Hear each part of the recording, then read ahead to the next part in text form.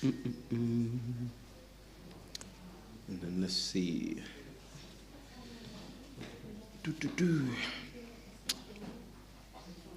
I hope.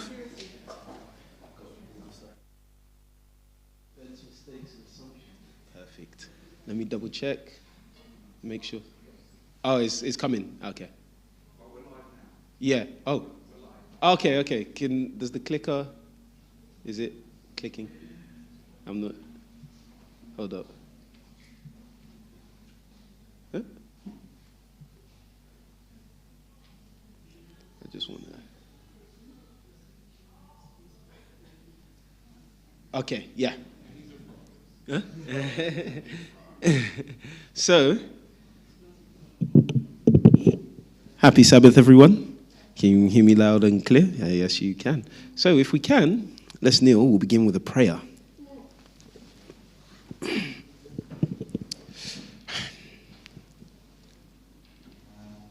Dear Heavenly Father, we want to thank you once again for this blessed Sabbath day.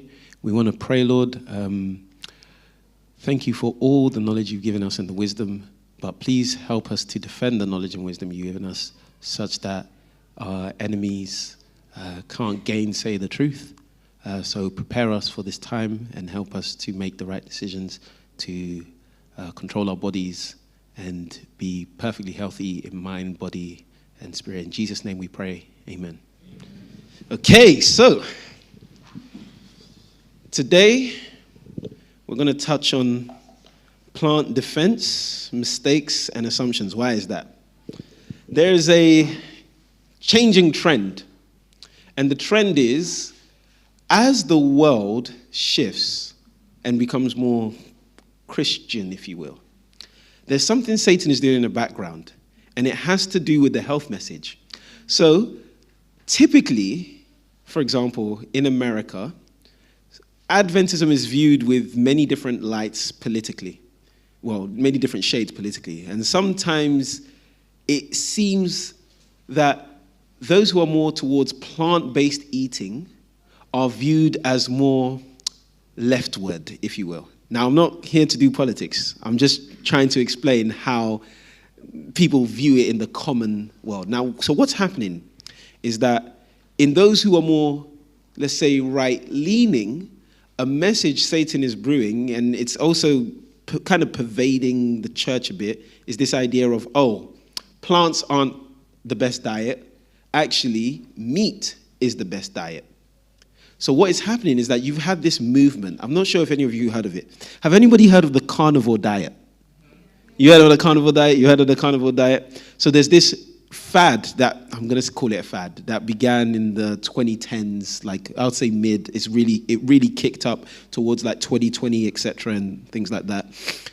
And the whole idea was, I've got my steak, I've got my butter, and some of them are now added in like fruits and vegetables and stuff. There was a really famous carnivore guy called Paul Saladino. He used to be fully carnivore. Then he realized, I've got some health problems. So he added in fruit. Then he was like, okay, let me also add in honey. So now he's like half carnivore. So he realized, okay, I do need fruit. And some people are saying that at the rate he's going, he'll just end up omnivore, and he's going towards the truth, if you will. So he went in a massive circle, basically, because what happens is people get on these carnivore diets, and then they're like, I've lost, some people are like, I've lost weight. And that can happen, depends how you structure it. I've lost weight and things like that, but more time is because they're cutting out like processed foods and things like that. When I say processed foods, there's many definitions, but like processed sugar and stuff. So they're trying to become health conscious, but the problem it causes is they get problems like heart disease, diabetes later when they continue this, because whilst the meat is giving them, let's say, protein and other things, it also comes with other effects. But here's the thing. These guys are becoming apologists for carnivore. And so there are many plant-based eaters, such as us, I hope so, that the defense of how do you justify this thing that you're doing, we don't know. There are many common answers or common questions that as a plant-based eater you're going to get. And I've seen that many people just don't know how to answer them. We're going to go over some common ones, that these are the ones that when you start getting into the health message and start eating plants more, these are some of the things that people are going to question, like, oh, where'd you get this from? Or how'd you do this, etc.? Is this really healthy? Da, da, da, da, da.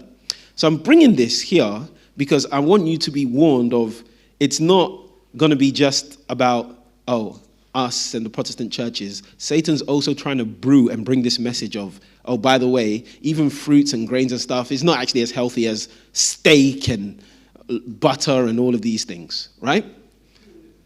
So let's get into this. I want to show you how deep this is going. So this is being read out by someone who is, the news channel is called Redacted, and she used to be an anchor on MSNBC, CBC, you know them channels, yeah. And let's just hear, because it is, you may think, oh, what do you see in this link between Adventism and what are you talking about, Gideon? Let's watch ourselves. Oh, is there volume? Food pyramid and why it has looked like it has since the early 90s and then subsequently led to skyrocketing rates of diabetes. One of the lesser known influences behind those guidelines comes from a small Christian denomination, and its role is rarely discussed. In the beginning of the show, I asked people to guess who it was. It wasn't Jehovah's Witnesses. It wasn't Mormons. It is not the Catholics. I'm going to tell you in just a second. The U.S. Department of Health and Human Services, along with the Department of Agriculture this week, rolled out this brand new food pyramid. It's basically an inversion of our old one. It says that your diet should be made of mostly healthy fats, protein and dairy, vegetables and fruits, whole foods. If you go to realfood.com, it's a beautiful site, actually. And the government has all kinds of tips on how to eat real, unprocessed foods, low in sugar and other types of processed grains. The old food pyramid was A-okay with processed grains, spaghetti, breads, crackers even. Like literally the government was telling you to make most of your diet out of crackers. Look down there as saltines. There's no nutritional value in that. That's a way to get diabetes because it's a constant insulin spike and have very little dairy and meat. Why was it recommended? Who ever thought that it was preferable to eat breads and pasta as the main course of your meal and suffer this constant elevated glycemic spike? Well, this is an interesting story. Most of it told by, this is the way I learned it, through Jane Buxton's great book, The Great Plant-Based Con, and I'm going to summarize it for you, but I have many times recommended that you read this book, and here is another time. So this is not the only story of how profitable processed foods came to dominate the American diet, but it is a big one. In 1863, a woman named Ellen G. White said that God gave her a message in a vision, and that message was that humans should eat what she called the Garden of Eden diet. By that, she meant fruits, nuts, vegetables, and seeds, and no alcohol, no tobacco, no meat, and very little dairy. This was part of the religion she would go out on to found. It was the Seventh-day Adventist Church. Okay, can you pause right there? Did any of you get that right? Anyone in the chat? Seventh-day I saw a few, you did. Now, she founded this church. So, imagine, for some people, their first introduction to the Adventist church is that video. And now they're hearing, oh, these Adventists, this woman who founded the church, they always get that wrong. She founded the church in like 1860 or something. And she's the reason why the food pyramid was wrong. Can you imagine? They're actually now blaming that, well, now they've inverted the food pyramid, but now some of them are actually not believing that, the reason why our food has been messed up is because of the Seventh-day Adventists. As if the Seventh-day Adventists were the ones pushing high sugar things, because some of the things she's mentioned there is not necessarily high sugar. But she's now giving that misinformation. So what this guy, what's his name? Kennedy, yeah. What he did in inverting the food pyramid, it now looks more akin to what the carnivore people like. There are two ends on this. There's the plant-based and then there's the carnivore, right? And soon, the omnivores are going to make a decision. So you see the same way we have Sabbath and then Sunday? Something similar is happening in the plant world. So why am I bringing this up? It's because a lot of these carnivores, you see the same way you've got Protestants that can twist scripture out of context to make it seem like, oh, Sunday worship is fine. And if you haven't read the Bible, you don't know the context, you can see how a new believer may think, oh, whoa, they did meet on the first day of the week in Acts chapter 20.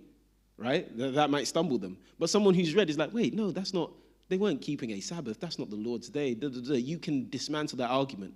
But when you've never faced that argument, sometimes you can get flustered.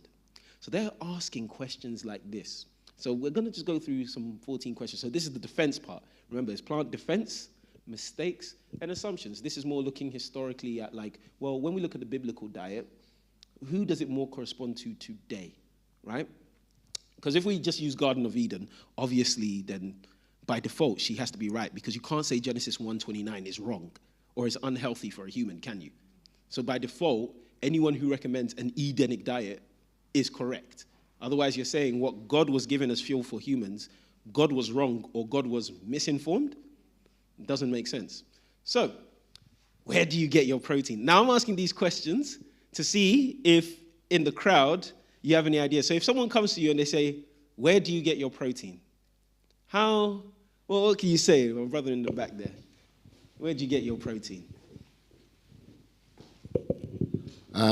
We can get protein from beans, what people call peas.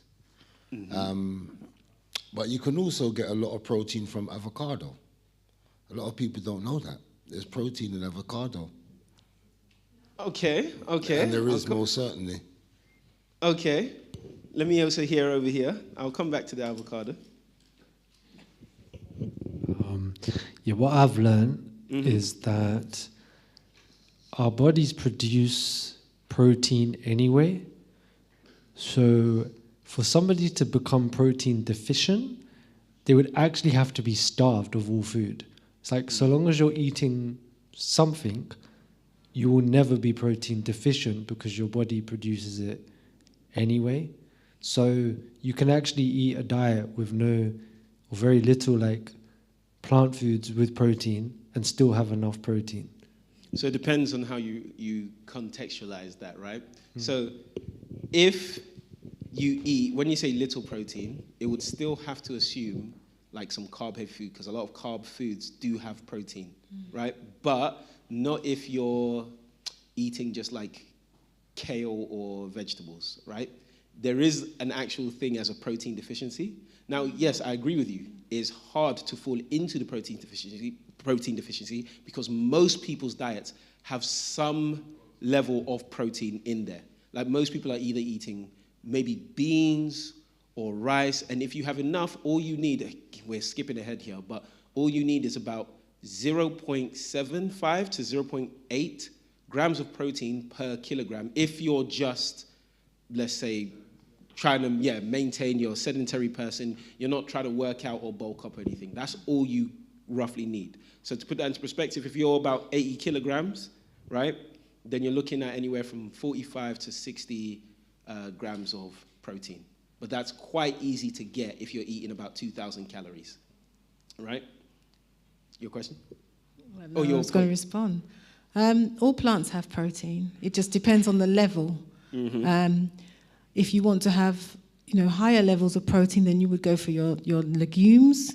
You would go for your nuts. Also, the way you combine your food. If you have beans and rice, that's complete protein. Yes. So, it just depends what you're trying to achieve. And also, it depends on who you are. If you're a female and a male, you'll need different levels of protein. If you're a child and just growing, you're going to need a certain level of protein. Mm-hmm. Okay? So we need to exercise wisdom when we're doing these things and to be balanced.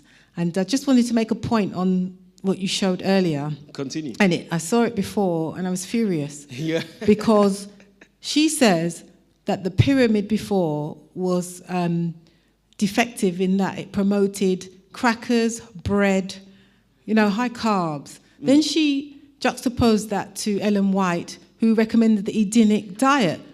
Well, there's no bread in Eden.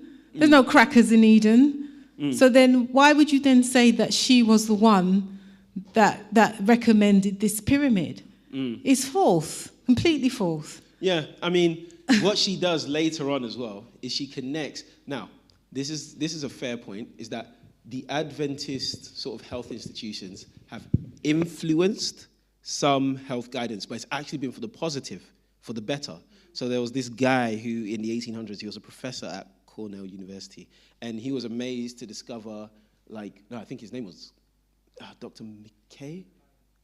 McCline. I'll have to get the name for you later. Clive McKay, yeah, okay. So he was a professor at Cornell, if I remember, and he was amazed to find out what Sister White was saying, because now the science was starting to back up what she was mentioning. And certain health institutions have learned from that and encouraged things that have improved the health of people. But what she's done here is she said that, so these guys recommended grains, therefore they must be the ones behind the food pyramid, because maybe you had some Adventists that were helping in the construction or recommendation or dietary recommendation. Doesn't mean it was followed, and it doesn't mean it was fully what the Adventists were recommending. Yeah. Foods. What she's referring to. Exactly. You can tell it was. What the commentator was referring to is processed food, whereas our message is about whole foods. Whole foods. Yeah. Pass it to my brother over here, and then I'll mention a point on the.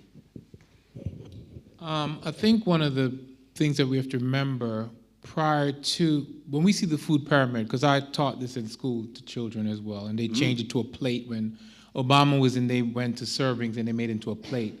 Because initially, I don't know the full history of the pyramid, but when you look at the pyramid, remember, Americans were eating more whole foods in the 50s and the 60s. Mm-hmm. So after the 60s and 70s, then they started incorporating more processed foods in their diets. So the pyramid in itself, when they were eating bread, they were eating real bread. Mm-hmm.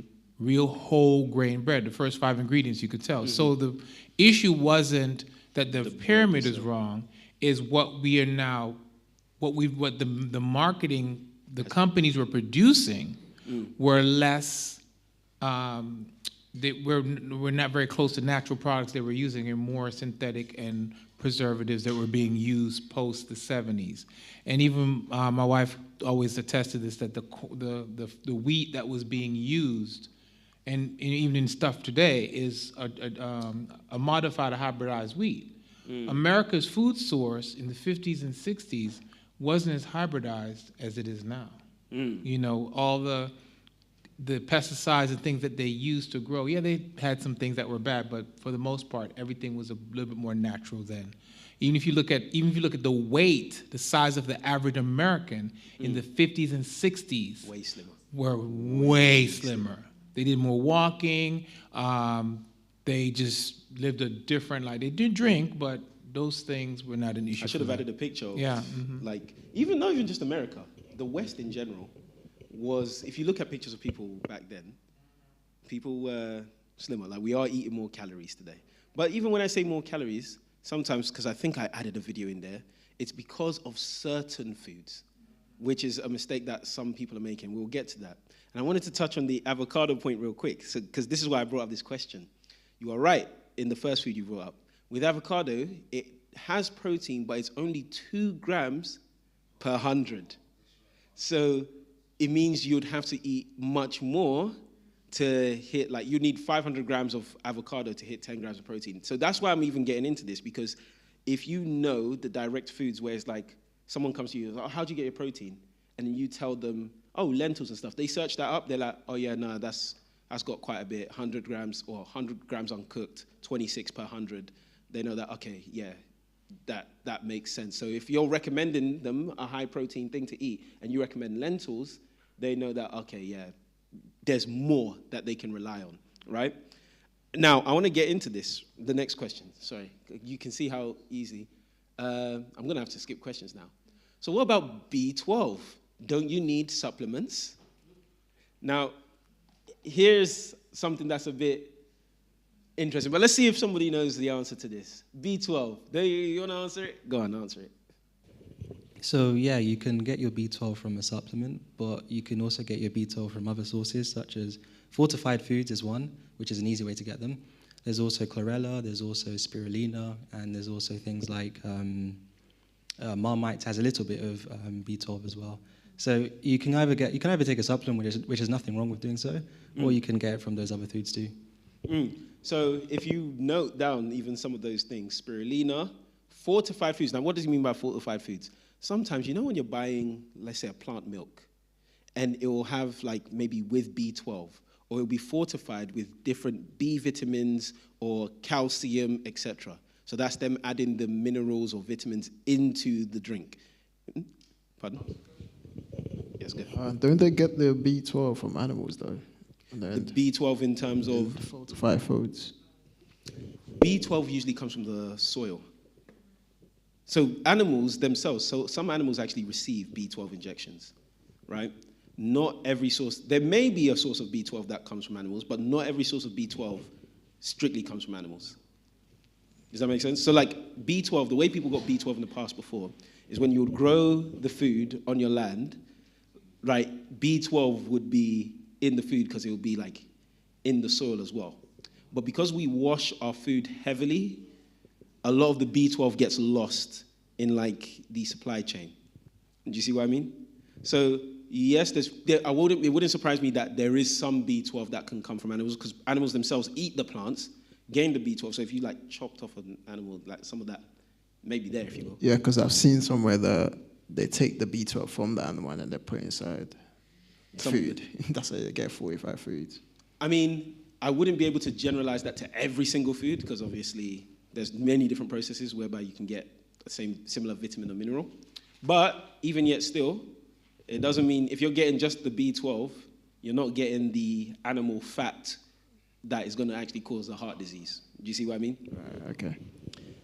So there's also something else which is actually quite tasty, nutritional yeast.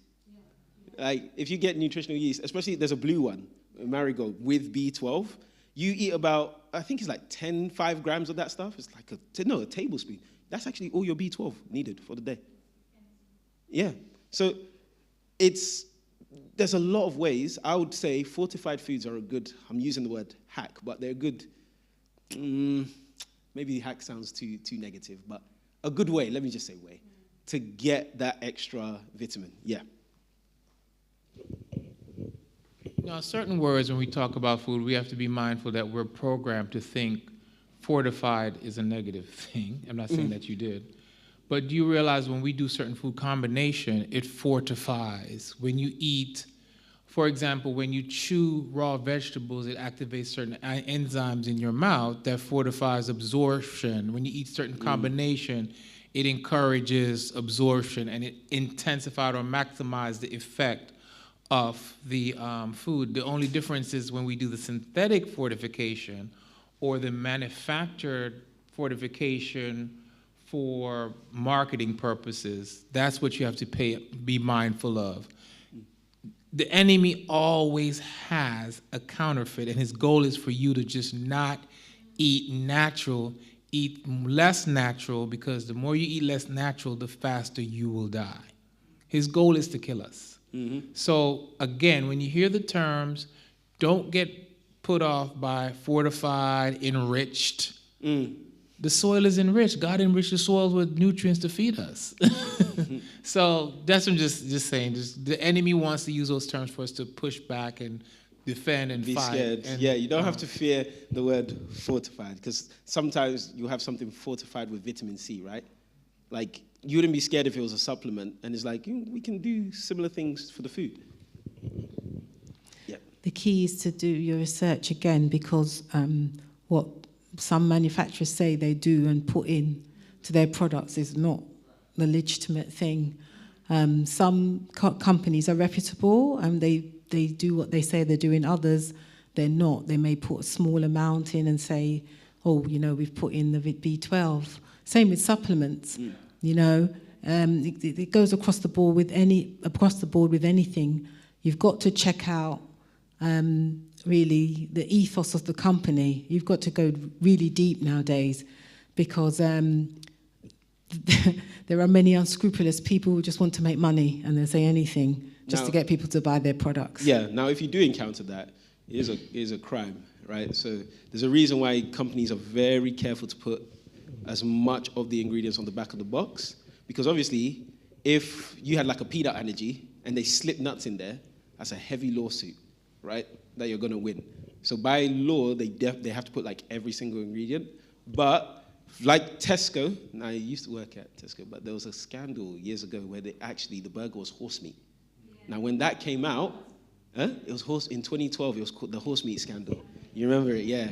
So there were burgers that were meant to be beef burgers, but it was actually horse. Now, that could be happening. Obviously, like the sister says, that could be happening for other foods as well. But it's a very high risk for a company to do those kinds of things as well. But just to say that the companies know how to get around it. So you may see on products a lot of the time now they say flavorings. What are the flavorings? We don't know what they are, you know, and it could be anything that they're using. Also, the company, they've got patents on their foods, and they don't want people to be able to reproduce what they've done. So they're not going to put all. I think there's a certain if the food contains, it's got to contain a certain percentage of the ingredient for them to have to list it. So if it's a small amount of something, they don't have to include it. If it's really, really, really tiny. But here's the thing I'll say: the lower, this is usually my ballpark, the lower the amount of ingredients you have to kind of read off a list. Typically, for me, that's the safer bet to go by. Sometimes the only reason the list goes on is because it's something like fortified, because the extra things are the B vitamins, or the iron, or the calcium, etc. So, iron. Well, you can have fortified iron, but like I was thinking of a certain food. So just to bear that in mind, let me continue because I really wanted to get to a certain part of this. But boy, isn't a vegan diet deficient in essential nutrients? Now, the way to answer this is clearly no. And what you have to make clear to the person is that if you combine your foods and vary your foods from a vegan diet, you can actually get all the vitamins and minerals that you require. Okay, so that's the quick answer to that. There's a simple phrase that many people use called eating the rainbow, right? So if you're eating a variety of colors and eating a variety of foods, right? So maybe you have rice one day, maybe you have beans another day, and you're switching it out, you will get the vitamins and minerals you need, okay? I just wanted to go over that one real quickly. There's some ones that have been... Okay, how do you get enough iron without red meat? So this one is a big one. The reason why this is a big one that they love to use is because obviously one of the demographics that's targeted heavily by this is ladies, right? So obviously ladies tend to need more iron than men. We all need iron, but through certain processes, ladies need a bigger replenishment of it without getting too specific. But if someone was to say to you, well, how do you get your iron? What do we say? Brother Gabriel, you want to start us off and we'll go to... Oh, do you want to... you didn't put your hand up. Oh, yeah. So there's a multitude of sources from spinach to legumes, different types of beans and seeds and so on. Amaranth is extremely high. Black olives are also high in iron. And now... typically what will happen is, a common response to that is that non-heme iron, which is iron that comes from plants, is less bioavailable than heme iron. And that is true. However, there are ways you can make non-heme iron more bioavailable. You've already gone ahead. Go on, answer it for us. So how do we make that more bioavailable? Well, so there's multiple things you do. So number one, you can combine non-heme iron with vitamin C, because studies show that by doing this synergy is able to increase the bioavailability of non-heme iron. There's also abstinence from coffee, tea, and red wine because they contain polyphenols which hinder the absorption. I'm sorry. What were you going to say? You're going to say that? Okay. I also have, I don't remember what the reason why, but also consuming enough vitamin A can support this endeavor. And then lastly, I definitely will want to plug my webpage, which is yourhealthmatters.org.uk/micronutrients. He goes Scroll over down to iron, and you'll see multiple sources where you can get iron. So that's yourhealthmatters.org.uk. So he has a health website where focusing on these aspects and some of these questions that we're going over today. Now, why I'm mentioning this is because if someone comes to ask you, oh, let's say you have a babe in the faith, and someone's giving them false doctrine saying that, oh, that plant stuff, that Ellen G. White, they like saying Ellen G. White. Ellen G. They love saying it so aggressively as well. That plant stuff that Ellen G. White is recommending, you can't get any iron. Now you've got a babe in the faith. They're hearing all of this. This is some of the answers you can use to let them know that that's propaganda. You can get enough iron. Adam was getting enough iron. Brother Gabe, a point as well to add here. But know your sources, because sometimes something is described as high in iron, but it's not as high as you expect. So when he's listing certain things, right? So like lentils, they're known as high in iron, and they are, like objectively, but that's 18% per 100 grams, right? But if you look at something like pumpkin seeds, although you're not going to eat a whole bunch, like all pumpkin seeds, that's 49% per 100 grams of your daily recommended iron. And then sesame seeds is 81% per 100 grams. So having a sprinkle, so imagine what the food combination thing is doing. Imagine you're sprinkling sesame seeds or mixing it into some sauce, and you have lentils and you're having spinach. Boom. You have a high iron meal right there, amongst all the other vitamins it's going to give you. So this is why, if you know some of these major vitamins and some of the foods in the plant world that, oh, you can get vitamin C from this, you can get iron from this, it can help to shore up somebody who, plant-based eating is going to be new to some people. And all they know is that if you don't eat meat, apparently you die. That's what they've been taught. So these are some of the answers that can shore up someone's confidence that actually, no, there's nothing to be afraid about. But yes, Sister Gay. Yeah, thank you. I wanted to know, is there a possibility that somebody could be taking in the required amount of iron from foods but still be iron deficient? Yeah, I mean, because it's the human body, theoretically, it's possible because there could be an absorption issue. I'll give you an example.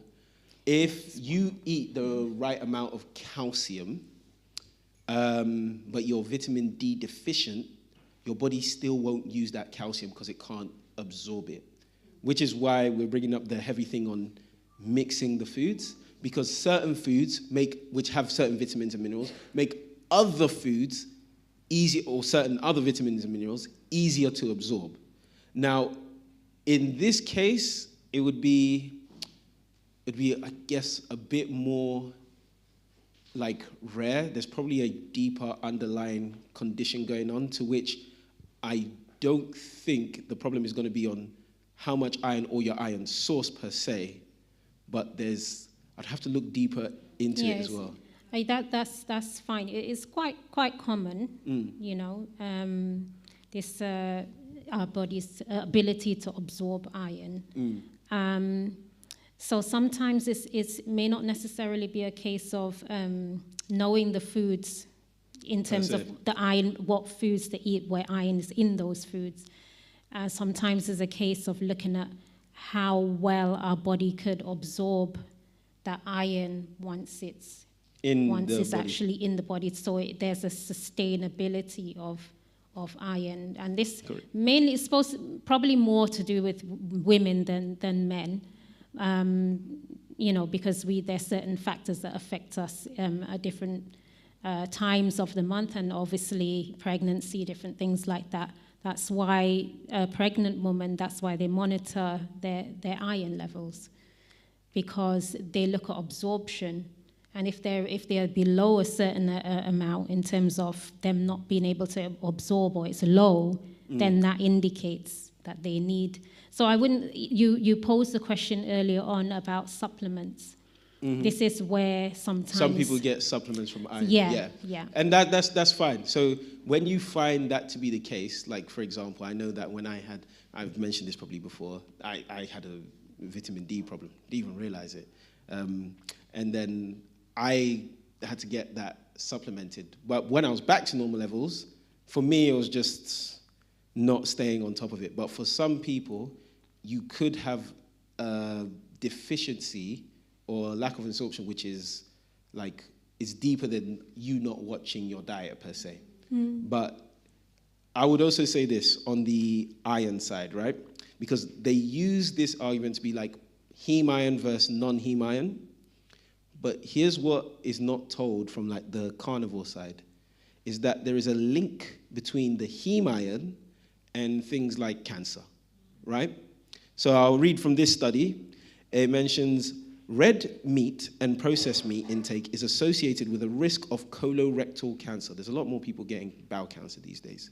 A major cause of death in affluent countries. Epidemiological and experimental evidence supports the hypothesis that heme iron present in meat promotes colorectal cancer. This meta-analysis that tends to be like the highest kind of form of scientific rigor for study that you can do, of a prospective cohort studies, colon cancer, reporting heme intake included 566,607 individuals and 4,734 cases of colon cancer. The relative risk of colon cancer was 1.188. That's actually something known as the odds ratio.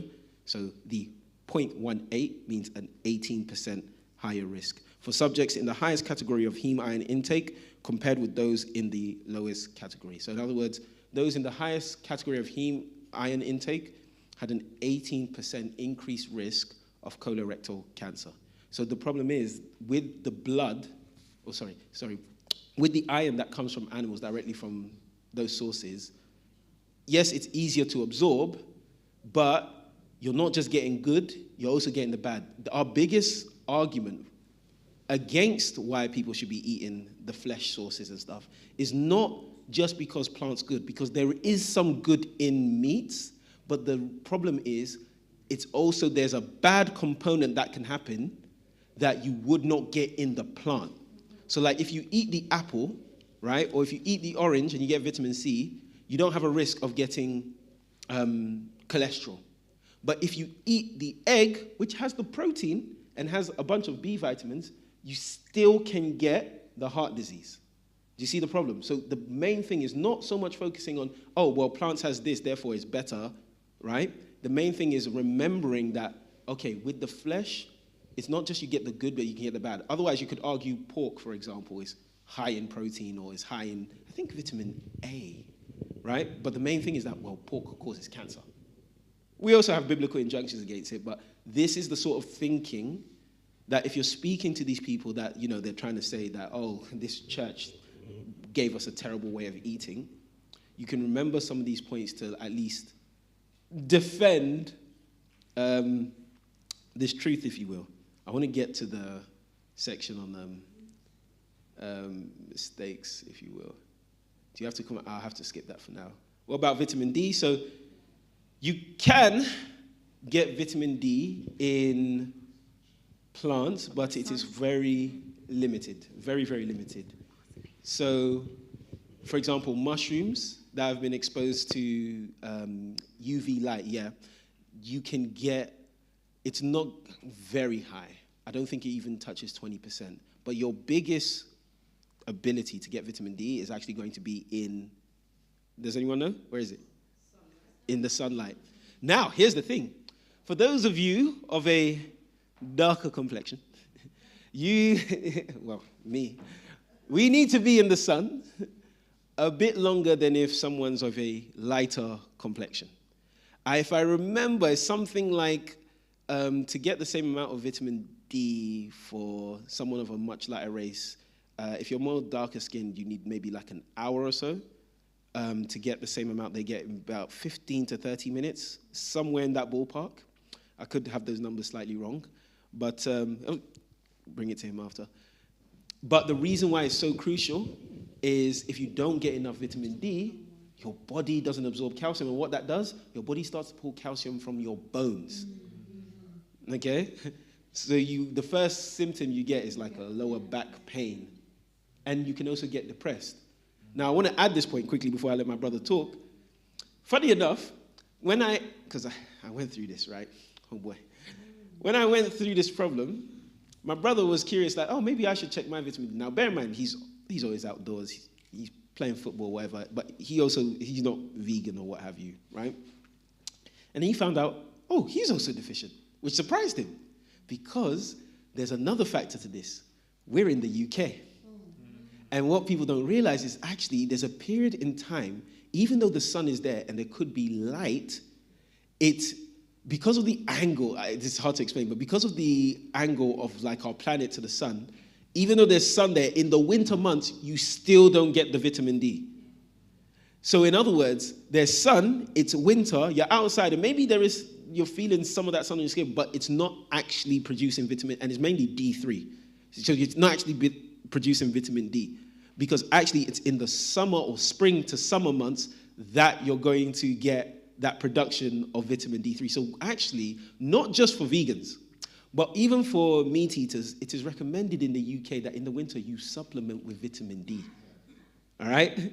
And not even just in England, even in the countries that you'll see as, they're lighter skinned, right? Like the Nordic countries, Norway, Norway, Sweden, all those places, they even recommend to their people to supplement with vitamin D. So even people that are white, because even though the sun could show, the conditions aren't right that you will actually produce vitamin D from that sunlight contacting your skin.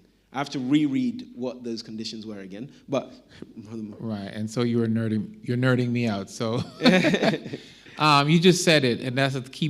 We need people to understand, and we need to understand. I learned this as well. The sun does not give us vitamin D. The sun reacts with our bodies, and our bodies produce vitamin D. And of course, we take supplements because of that. Now, certain rays of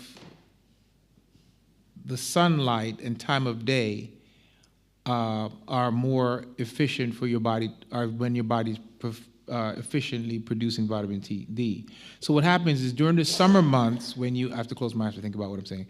Sorry, I'm visual. In summer months, when you're outside in the sun, you are actually accumulating and storing up vitamin D, especially if you live in spaces like in England and North America.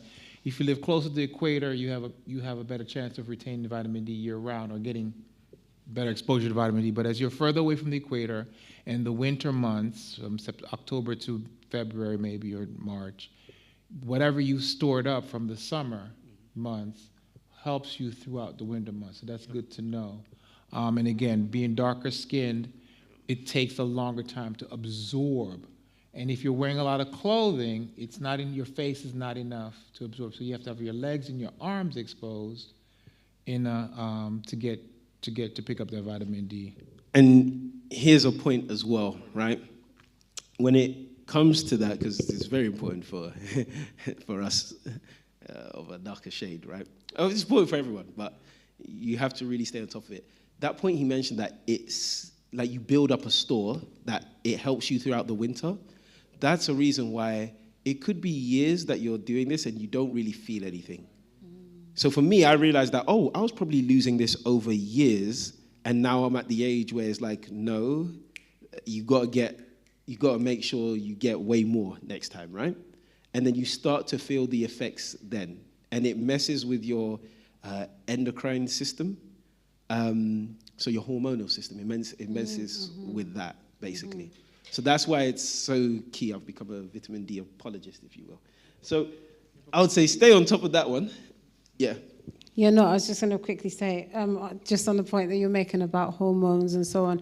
So that's why if you have certain conditions, going back to women as well, you need to take extremely high doses of vitamin D. So sometimes it will be recommended that you take like what may sound like a ridiculously high amount, like 20,000 IU. And when I heard about that, I had to ask 3 times, like, are you sure? You know, you can't even get tablets in the shop that go that high. 20,000 IU, yeah.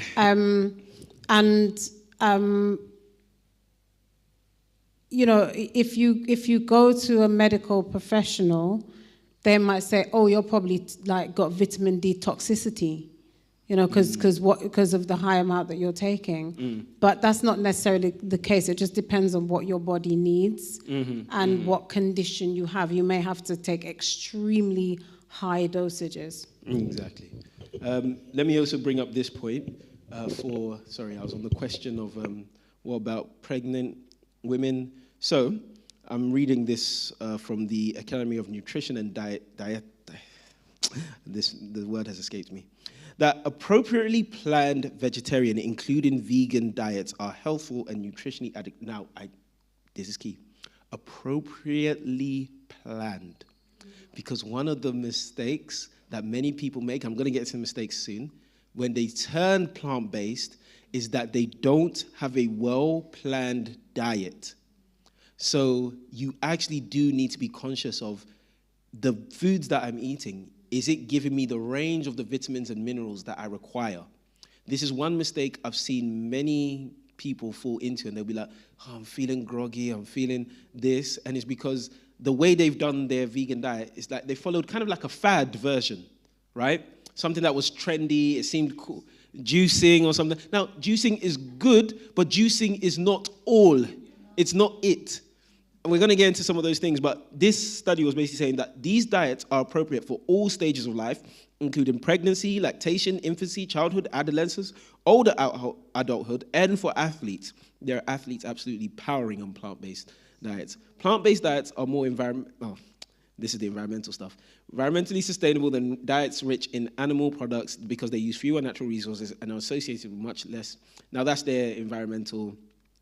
So it is true, but, you know, the main thing I want to focus on here is this next part. Vegetarians and vegans are at a reduced risk of certain health conditions, including ischemic heart disease, type 2 diabetes, hypertension, certain types of cancers, and obesity. The obesity point is because plants generally, right, especially fruits and veg, are lower in calories per weight. There are some plants which literally the weight is more than the calories it gives you. But this actually feeds into the mistake I'm going to get into. You know what? I won't have time to go over certain other points, but okay. Now, I was in two minds, actually, because of what the lady's wearing, but there's something I want to show here. People are always asking me what I eat in a day. Next week will mark my 17-year anniversary as a fully raw vegan, and this way of living has completely transformed my life. I went from being a sick, type 2 diabetic to a healthy and thriving woman. While my healing journey began with living foods and changing what I was eating, it's evolved to be about so much more than just the food. This lifestyle includes mental, emotional, and spiritual well-being. I start my days off with a workout and usually follow it with a green juice to rehydrate me. There is so much ripe, delicious fruit in season right now, so I've been enjoying tons of pineapple, mango, and melon, and I've been making insanely mouth-watering fruit salads as well. My fruit salads are to live for. Dinners are usually a colorful and savory salad with ingredients picked from my garden. When I say I like to eat the rainbow, I'm not exaggerating. My meals are filled with so much life. This reel is just a taste of the full YouTube video I just uploaded on my channel, and the link is in my bio for you. It's about food freedom, health, and healing. I hope this inspires you to eat more nutritious fruits and veggies and to incorporate more plant-based meals into your days. Mahalo and much love, my friends. Okay, so the thing is, a lot of those dishes in of themselves are actually healthy, right? Not coming after the dishes. However, her name is called Rovana. When people do raw vegan diets, right, they make a lot of mistakes here because they're not eating a lot of carbs. Because they're eating so much fruits and vegetables, they don't get enough calories. And also, it's very hard to put on enough weight. So especially as a lady, your fat percentage needs to be slightly higher. Like for a guy, he's healthy if he's maybe in the 12% to like 20% kind of fat range, right? For ladies, you can actually go up to like 30, right? But what 30 looks like on a guy and what 20 looks like on a girl is very different. Oh, let me go to you real quick. Yeah, I was watching her bowl. She seemed so happy eating that amount of fruit. It's excessive. That fruit actually could make you put on a lot of weight. I remember, like, my mum, she's doing some work with the conference in the Caribbean, and she was saying that a lot of the not patients, but a lot of the individuals that she was counseling, she was saying there was so much weight around their stomach. And then when she started questioning them, she realized they're eating. This lady was saying she was eating lots and lots and lots of fruit. It was especially making if you her juice it. It's not now even become juicing. She was just eating a lot. You know, you can actually gain weight on fruit, but you have to eat quite a bit as well. Yeah, and it depends on your body. Some people don't break down as fast as others. So you can put on, as you get older, particularly for women. We'll touch on that. Yeah, you can put on a lot of weight just by eating fruit. So that's why there is a certain portion that we should. Everything is temperance. In moderation. Temperance. You know, if we overdo anything, we will, experience the other side of what we shouldn't. Yeah. And then you to you. What about cereal? Lots of cereal got vitamins. Yeah, so I actually do eat cereals. I like cereal, yeah, I actually do eat cereals, but you once again have to make sure you have a portion that your body can handle, right? So like, for example, for me, I think my basal metabolic rate, if I had to put into a number, would probably be something like maybe 2,500 or 600 by now, right? So for me, if I ate like 30 grams of cereal, that's nothing, right? But if you're, for a lady, right, if you're a lady, you're about 5'5", and you have a basal metabolic rate and you're sedentary, most likely your maintenance rate is going to be in the thousands. So it's going to be like about half of mine. So for you, every extra grain of cereal you eat contributes more to your energy than for me. Does that make sense? So everybody has a different metabolism. You can actually calculate what your metabolism is roughly. If you were to get like an app, one of these fitness apps, like, because I had to do this when I was going to the gym back in the day, right? And if you're trying to lose weight, you can basically know, put in your height, put in your weight, you know this is the amount of calories that will keep me this weight. Therefore, you know, if you eat over this, you're going to go up in weight. If you eat less than this, you're going to go down in weight. Typically, obviously there's a bit of fluctuation because person to person you can have a little, differences. But generally, that is the case. Okay? It's just... I think Spirit of Prophecy counsels us that we need to have some cooked food. We shouldn't be fully raw. Yes. And there's a certain percentage. I can't remember the percentage. Yes. But one of the reasons when you do fully raw that you eat a lot of fruit is because you're cutting out whole food groups, relating especially to the carbohydrates. Exactly. So you need to eat more of those foods in order to give you that energy and to give you that satiation. So that's why they eat quite large proportions of fruit or vegetables. Yes, and this is why I say that this is a mistake, because a lot of people, when they go and they try the same raw vegan, many people doing raw vegan have fallen away, right? I've seen this because I went plant-based in like 2015, right? And from there, I got to see kind of like the plant-based, I don't even like saying I'm vegan, I like saying plant-based, right? Because really, it's about the plants first, and if something else is needed to make us healthy, we're health reformers. It's not like the message is that you're vegan, right? But here's the point. I've seen a lot of the fad plant-based diets kind of come and go. I mean, they're still about, but when I say come and go, it's in like they're not in their hype stage, if you will. And raw was definitely, and has been, I think it still is today, a big thing. People come in, they're like, oh, I'll eat raw. And the thing is about eating raw, it can really clear up your system for like the first couple weeks or 3 weeks, etc. But a lot of people, because they're not going to the lengths that she is going to eat raw, like they're not growing their own foods and things like that, they're not eating like large portions, etc. They're going raw, they eat about 2 oranges and an apple. And like, oh yeah, I'm doing raw vegan. And they got no energy for the day. Because they're like, oh, as long as I've got some fruit, some veg, or having a salad, a little bowl of salad, kale, and what have you, spinach. Not that kale and spinach is bad, but they're not the main meal. Kale, spinach, cherry, tomatoes, and there's like, oh, a bit of onions. Oh, yeah, a lovely meal. And at the time, it may be like a lovely meal, but it's not, you've got no carbs. You've got no fats. So your body has no heavy energy, like, powerhouse. So raw vegan was one of the main mistakes, right? And that's why if you actually look at the Spirit of Prophecy, it's not promoting just fruit and veg. It's the fruits, the grains, the veg, it's the whole plant, the nuts, the seeds. A lot of the time, people skip on nuts and seeds as well. Nuts and seeds are really, trust me, there's little powerhouses. that you don't need loads of them, but they're giving you something that even the grains aren't giving you. But do you had a point to add? And then, and then I'll go to my next guy. I'm eating alkaline, so I start off with some ginger tea. Oh, no, don't worry. Go. Yeah, so because I had bowel issues going back to like 2018, that's what got me into the health message to change my diet to vegan.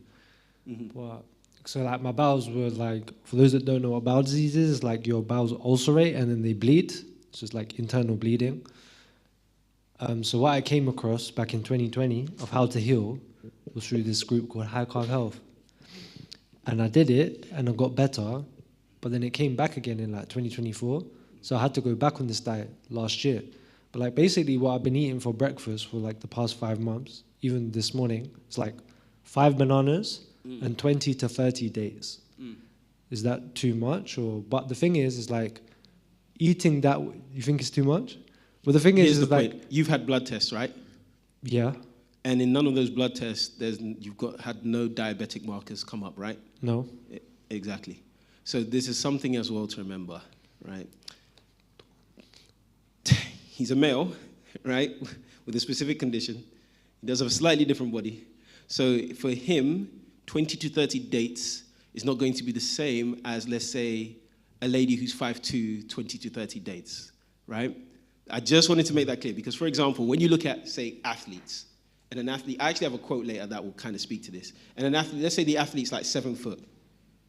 20 to 30 dates for him as well is going to be way less, and his body's probably going to process that slightly different than even the brother here.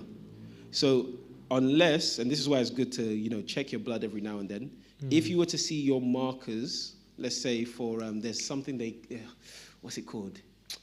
I can't remember the name of it. But if you saw that, there's a certain marker that when you hit a certain number, is like you're pre-diabetic, right? If you were to go have a blood test, and they will mention this if this was an issue, and then they mention that, then you know that, okay, maybe for me this is too much. Now, here's the thing about fruits. Because they also have fiber, they don't metabolize the same way as straight refined sugar. So meaning, when you have straight refined sugar, that can go straight to like fat stores, right? Or it's trying to get straight to the bloodstream. And when it's not using the bloodstream, it can go straight to fat stores and things like that. But something like dates and bananas, it doesn't metabolize the same way as refined sugar. That's why I'm like, for you right now, right, if you were concerned, then obviously do another blood test and see has there been any shift. But because obviously it's been healing you for now, I wouldn't say necessarily change it. Yeah. And the guy I work with, he will say like, don't change it, like it's working, like it's unless good. You saw a change in that marker, right, then it's not such a big concern. Now, I would not recommend 20 to 30 dates necessarily if you're a lady and you're smaller, because obviously, like I mentioned before, if for most ladies, on average height is like 5'3"? Yeah, 5'3". Your total amount of calories you can take in a day is usually going to be about 1,200 to about 1,500 at sedentary levels. So for you, like 20 dates is very different from a guy eating that, right? So I just wanted to make that clear. But yeah, mention. I would just say that you would need to be careful about ensuring that you have sufficient variety in your diet. So you may have a specific health condition which requires you to eat a specific way for a certain period of time. But then you have to be careful to ensure that you're treating your body holistically so that you are getting all the various food groups within your diet. So quite often what happens is when you have an illness, your body cannot process or metabolize certain foods. But it's once you heal the body, it then can. But sometimes because of the fear of what happened in the past, we don't move on. So that's all I'm saying is just be careful that you don't stick to that for a too long a period. So once your body has been healed or you think it's been healed, you try to introduce other foods. If your body cannot tolerate those foods, then you will go back to what works. But you have to keep trying to introduce those other foods. And once your body is healed, it will actually accept other foods. Yeah, that's a very good point to bear in mind. When you're introducing, because I had to do something similar for a different problem, right? And so I was being very restrictive on certain foods. But once I saw the condition was improving, I introduced new foods slowly. But then I would see, okay, am I reacting? Am I feeling good? Is everything all right? And if everything's all right for a period of time, I'm like, all right, let's add maybe a new food, right? So for now, it could be bananas and dates, but there could be another food which is similar, like your body can digest it similar to that, or another fruit, and it's like, let me try this, see if there's any irritation, any issues, and if not, now you have another thing you can add in. Do you see what I mean? Yeah. Yeah, so I would say in that sense, you can rotate, like if you add the third fruit, you can be rotating that daily. Now that's in taste, but what I mean is like, let me give you an example. I could have a certain staple, like I'm always having, let's say, tofu and some grain, right? Let's say some vegetables, but the grains, I'm rotating. So maybe today is rice, maybe tomorrow is lentils, red lentils, maybe the day after is black beans. Because I'm rotating that, whatever was in the black beans that was not in the rice, I'm getting that day. And with the vegetables, maybe it's broccoli today, maybe it's kale the next day, maybe it's a different vegetable the next day. So it's like, the tofu's still staying though, but because I'm rotating the other things, I'm getting variety. Do you see what I mean? So you could still keep a certain portion of the dates or bananas, right? But then you're rotating a different fruit daily. Do you see what I mean? As a third fruit. So not just you're sticking to 2 necessarily, but you're trying 3. Do you see what I mean? And then as you're introducing that, and it's like, no problem, no problem, no problem. Now you can then start to do that for, like dinners.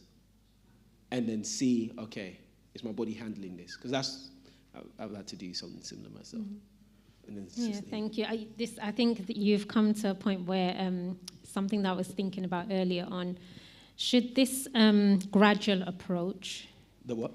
Should this gradual approach, because you explained like a gradual approach, be used when somebody is transitioning from eating meat to a plant-based diet? Because I've seen maybe some cases in the church where it's been a sudden change. And they said the Lord will give them the strength to be able to cut. Yep. And then what we find later on is sickness. So should this gradual approach be applied to when you're transitioning? Like when somebody is transitioning from meat to a plant-based diet? Yes. So the answer directly is first, yes. It's actually a straight yes. Now, it doesn't mean if your body's strong enough, you could cut cold, but you have to replace. So what do I mean by that? When Sister Y was talking about people coming off of meat, she mentioned very crucially about people adding in, let's say, nuts or olives. Like nuts would readily supply, this is actually a quote, nuts would readily supply the place of flesh meats, right? Because it's high in fats, it's high in protein. So notice a lot of meat, now, well, you can get ones that are less fatty, but a lot of meat had fat, it was saturated fat, and protein. So now that you've taken away that protein and that fat, because the fat helps your hormonal system, you need to replace it with something. Now, luckily, something like almonds or walnuts or peanuts and things like that, they have both fats and protein. But the thing is, it doesn't have to be just that. The idea is that you could replace it through even, let's say, other meat substitutes, right? I would say definitely check them as you're transitioning.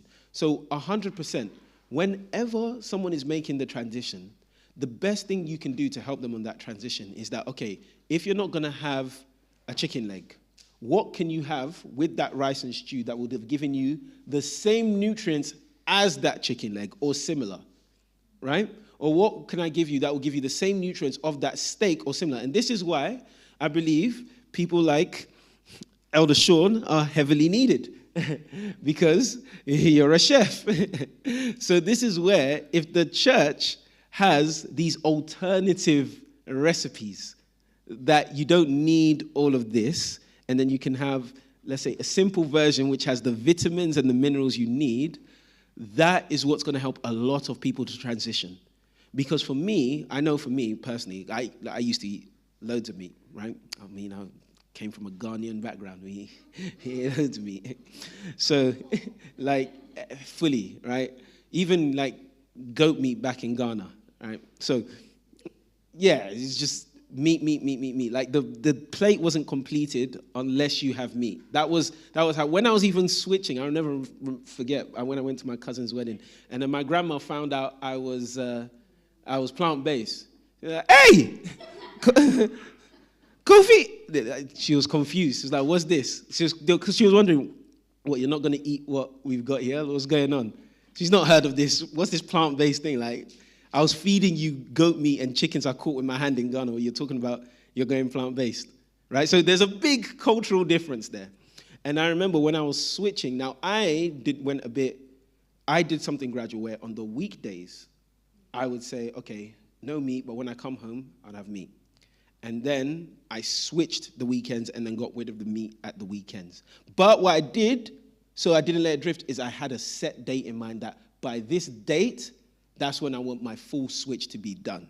So I basically had like this transition plan that by the time I got to the end of, I think it was like August at the time, I was like, okay, I'll have my meat replacements and I will have sort of my kind of dishes that I'll be able to use and not make me miss the meat, if you will.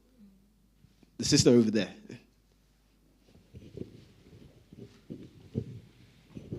I would say it depends on the individual. You can be a meat eater all your life and then be confronted with the fact that you have an illness. And the way to deal with that illness is that you have to give up meat. And people have done it and they've just had to give it up. But then they know, the key thing is to be educated in terms of what you need to ensure that your diet is balanced, or what you need in terms of helping to be healed from whatever condition it is that you're suffering from. But you can give it up just like that. So it just depends on the individual.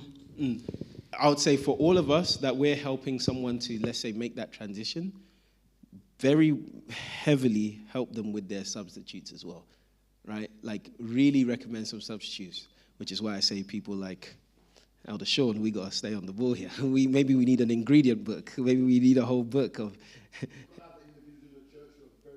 They're also very capable as well. Well, they needs to be banded together then. I haven't heard of the... Exactly. So I'm not really... I cook for one right now, right? So for me, I can handle my own food. I'm not sure about you. But if we want more people transitioning, sometimes having those list of ideas can help as well. So let me go on. Now, I wanted to mention some of the best examples I've actually seen of good vegan eating, which actually goes closer to the testimonies than any other I've seen before. It's actually, funny enough, the vegan bodybuilders.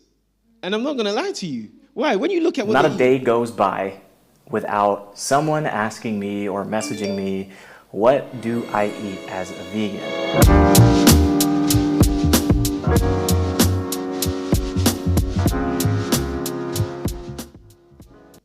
Okay, it was a quick clip, right? It didn't show breakfast and all that stuff. But even in that clip, you can see he had sweet potato, he had this broccoli, and he had his tofu, he had his protein, he had his carbs, and I think he had pasta as well.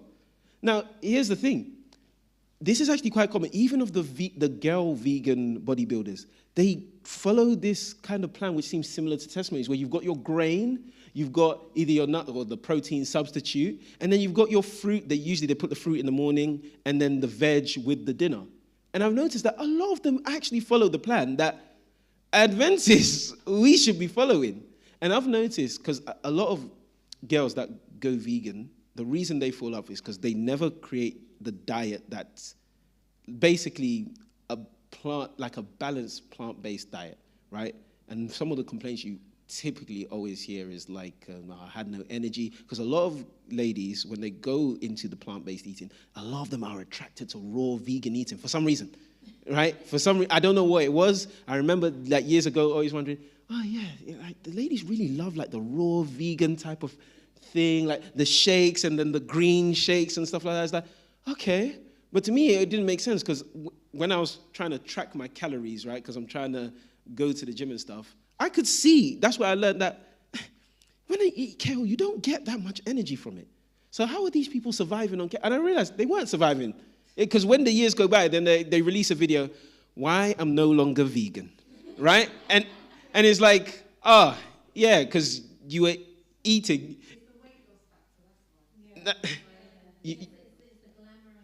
Yeah, to be fair, that's one thing that appeals to them as well. And I want to be fair there, because they see a slim vegan girl that's raw, etc., and they're like, I want those results, right? And meanwhile, they try to replicate the thing on a much less optimal level because they will have like just a salad or something. And it's like, oh, I'm not getting the same results. I'm tired, etc. And it's like, yeah, because you're not eating no rice. You're not eating no beans. You don't have any energy, right? Instead of eating some massive bowl of this stuff, you're having a moderate portion. But if you're going to have a normal-sized plate, you need your beans, your lentils. You need your actual carbohydrates. Carbohydrates are demonized. Yeah, I'm going to explain something here.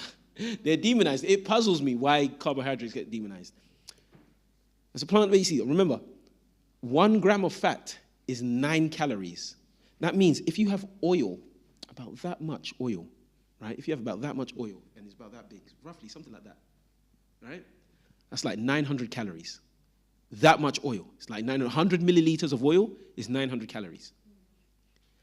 But then if you have like 1,000 grams of kale, right? Even though I don't think you can have that much, you don't get anywhere near that. Not that you should be going out eating a kilogram of kale, but it's the idea that, not all foods actually give you the same energy. And most people, it shocked me, most people never learn this. So when people are trying to lose weight or even trying to gain, right?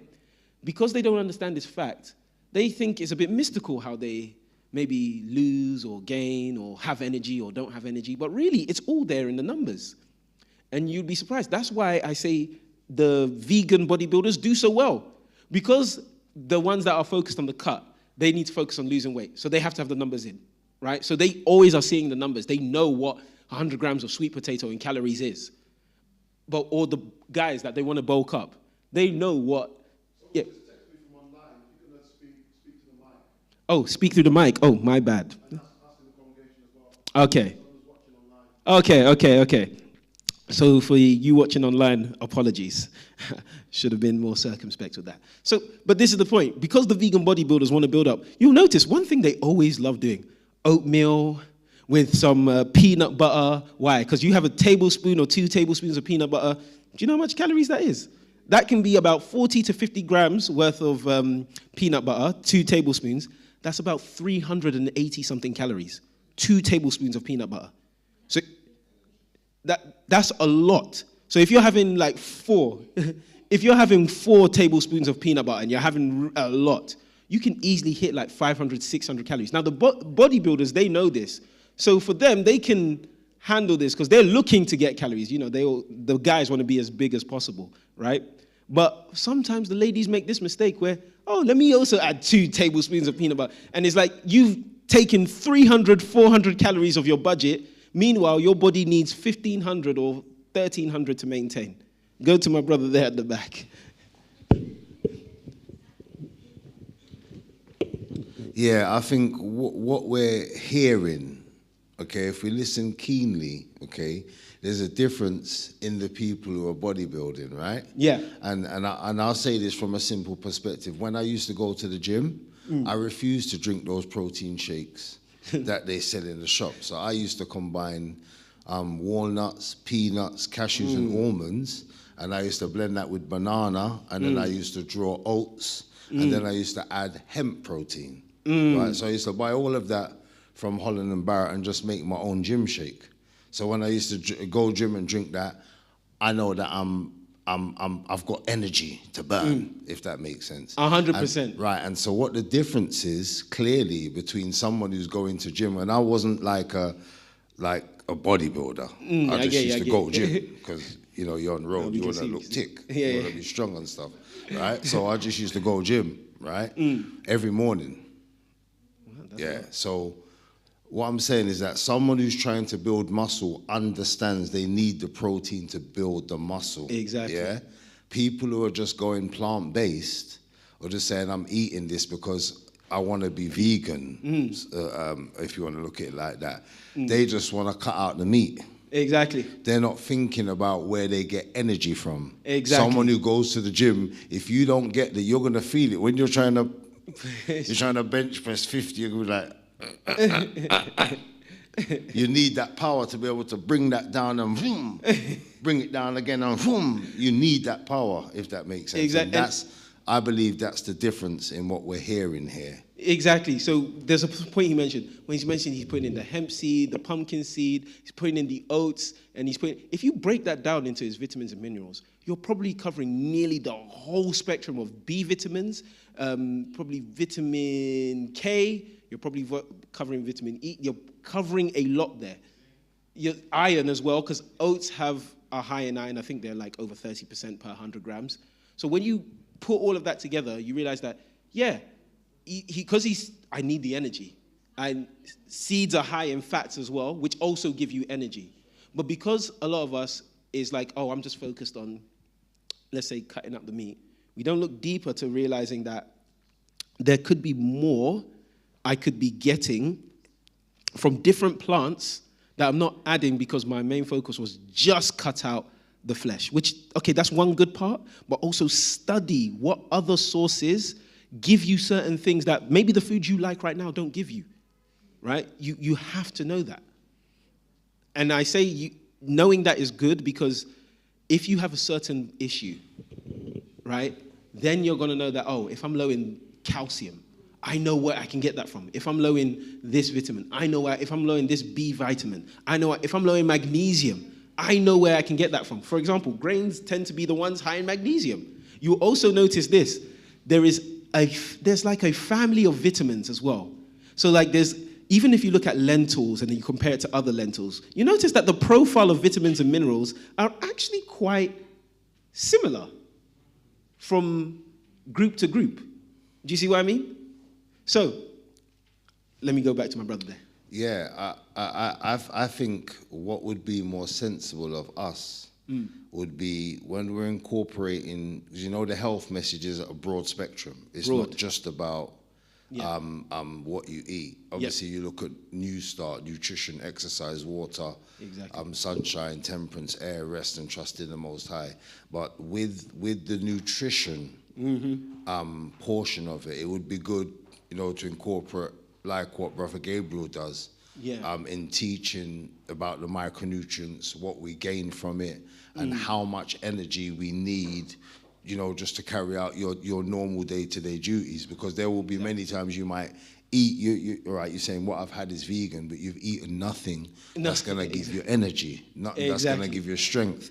So when you rise up in the morning and you feel weak, you understand? Or you go halfway through the day, you feel weak. You don't have the strength to complete the task. So it's important that when we're teaching the nutrition element of the health message, that we kind of incorporate the knowledge that is necessary, like what the bodybuilders already have, if that makes sense. Exactly. So the nutrition part, I know that definitely here, I've heavily stressed the meat part, only because of the dangers, right? That comes with the eating of it, right? The cancers and stuff like that. But another aspect which I've always wanted to touch on is the fact that sometimes just the variety alone and learning what foods give us can help you live such a much healthier lifestyle. Like I know when I go into work, I have never drunk coffee going into work, right? Never drunk coffee. Coffee going into work, right? And then I see my colleagues that they cannot start their work day without coffee. But for me, I've always had that, like I wake up, as soon as I wake up, I'm alert. I'm ready to go. I could go for a run or something. But because I know what kind of foods, like I'm always full of carbohydrates, right? That's built up most of my body. Because I know that if you have enough carbs, you're going to have the energy. Or if you have enough fats, you're going to have the energy. When I go into the work office, I'm not looking for the coffee because I've had my sleep, I'm awake, I'm alert, I've got the energy to go throughout the day. But for a lot of people, you realize something like coffee becomes even like a crutch. That's because they're not getting they don't even have the right diet that they should have as well. So they've become reliant on the coffee as a stimulant. So sometimes you're even reaching for extra things because you didn't plan your diet effectively. And if it's like, it's not like I want to look into micronutrients and stuff like that. The simplest thing to remember is keeping in the grains, keeping in the veg, keeping in the protein heavily, right? At least do this for your second meal, and switching that up. If as a simple plan, and I'm just going to show something. I know I'm going over time, man. I had other stuff planned, but sorry. This is an example, right? This is an example of something that I had even a few days ago, right? And it's one of the dishes that I like. It looks very simple, but then the vitamin profile on the right is what my body was receiving from eating what was on the left, right? It was just rice, pesto that I made, and then tofu. And then I'm receiving all of that on the right. So here's the thing. Sometimes when you're even combining, I would say, when you're making your sauces for your grain, that's where you can combine some things which are very high in, like, different vitamins or minerals. So, like, for example, I've slipped in nutritional yeast in there, right? That's going to give me my B12. It's going to give me a whole bunch of B complex vitamins. So when you're even making your sauces, that's a good opportunity to make that very nutritious. But a lot of time I don't even have, if I have a sauce or like a protein and a carb, I don't have more than 2 or 3 varieties of food on my plate, most of the time at the max.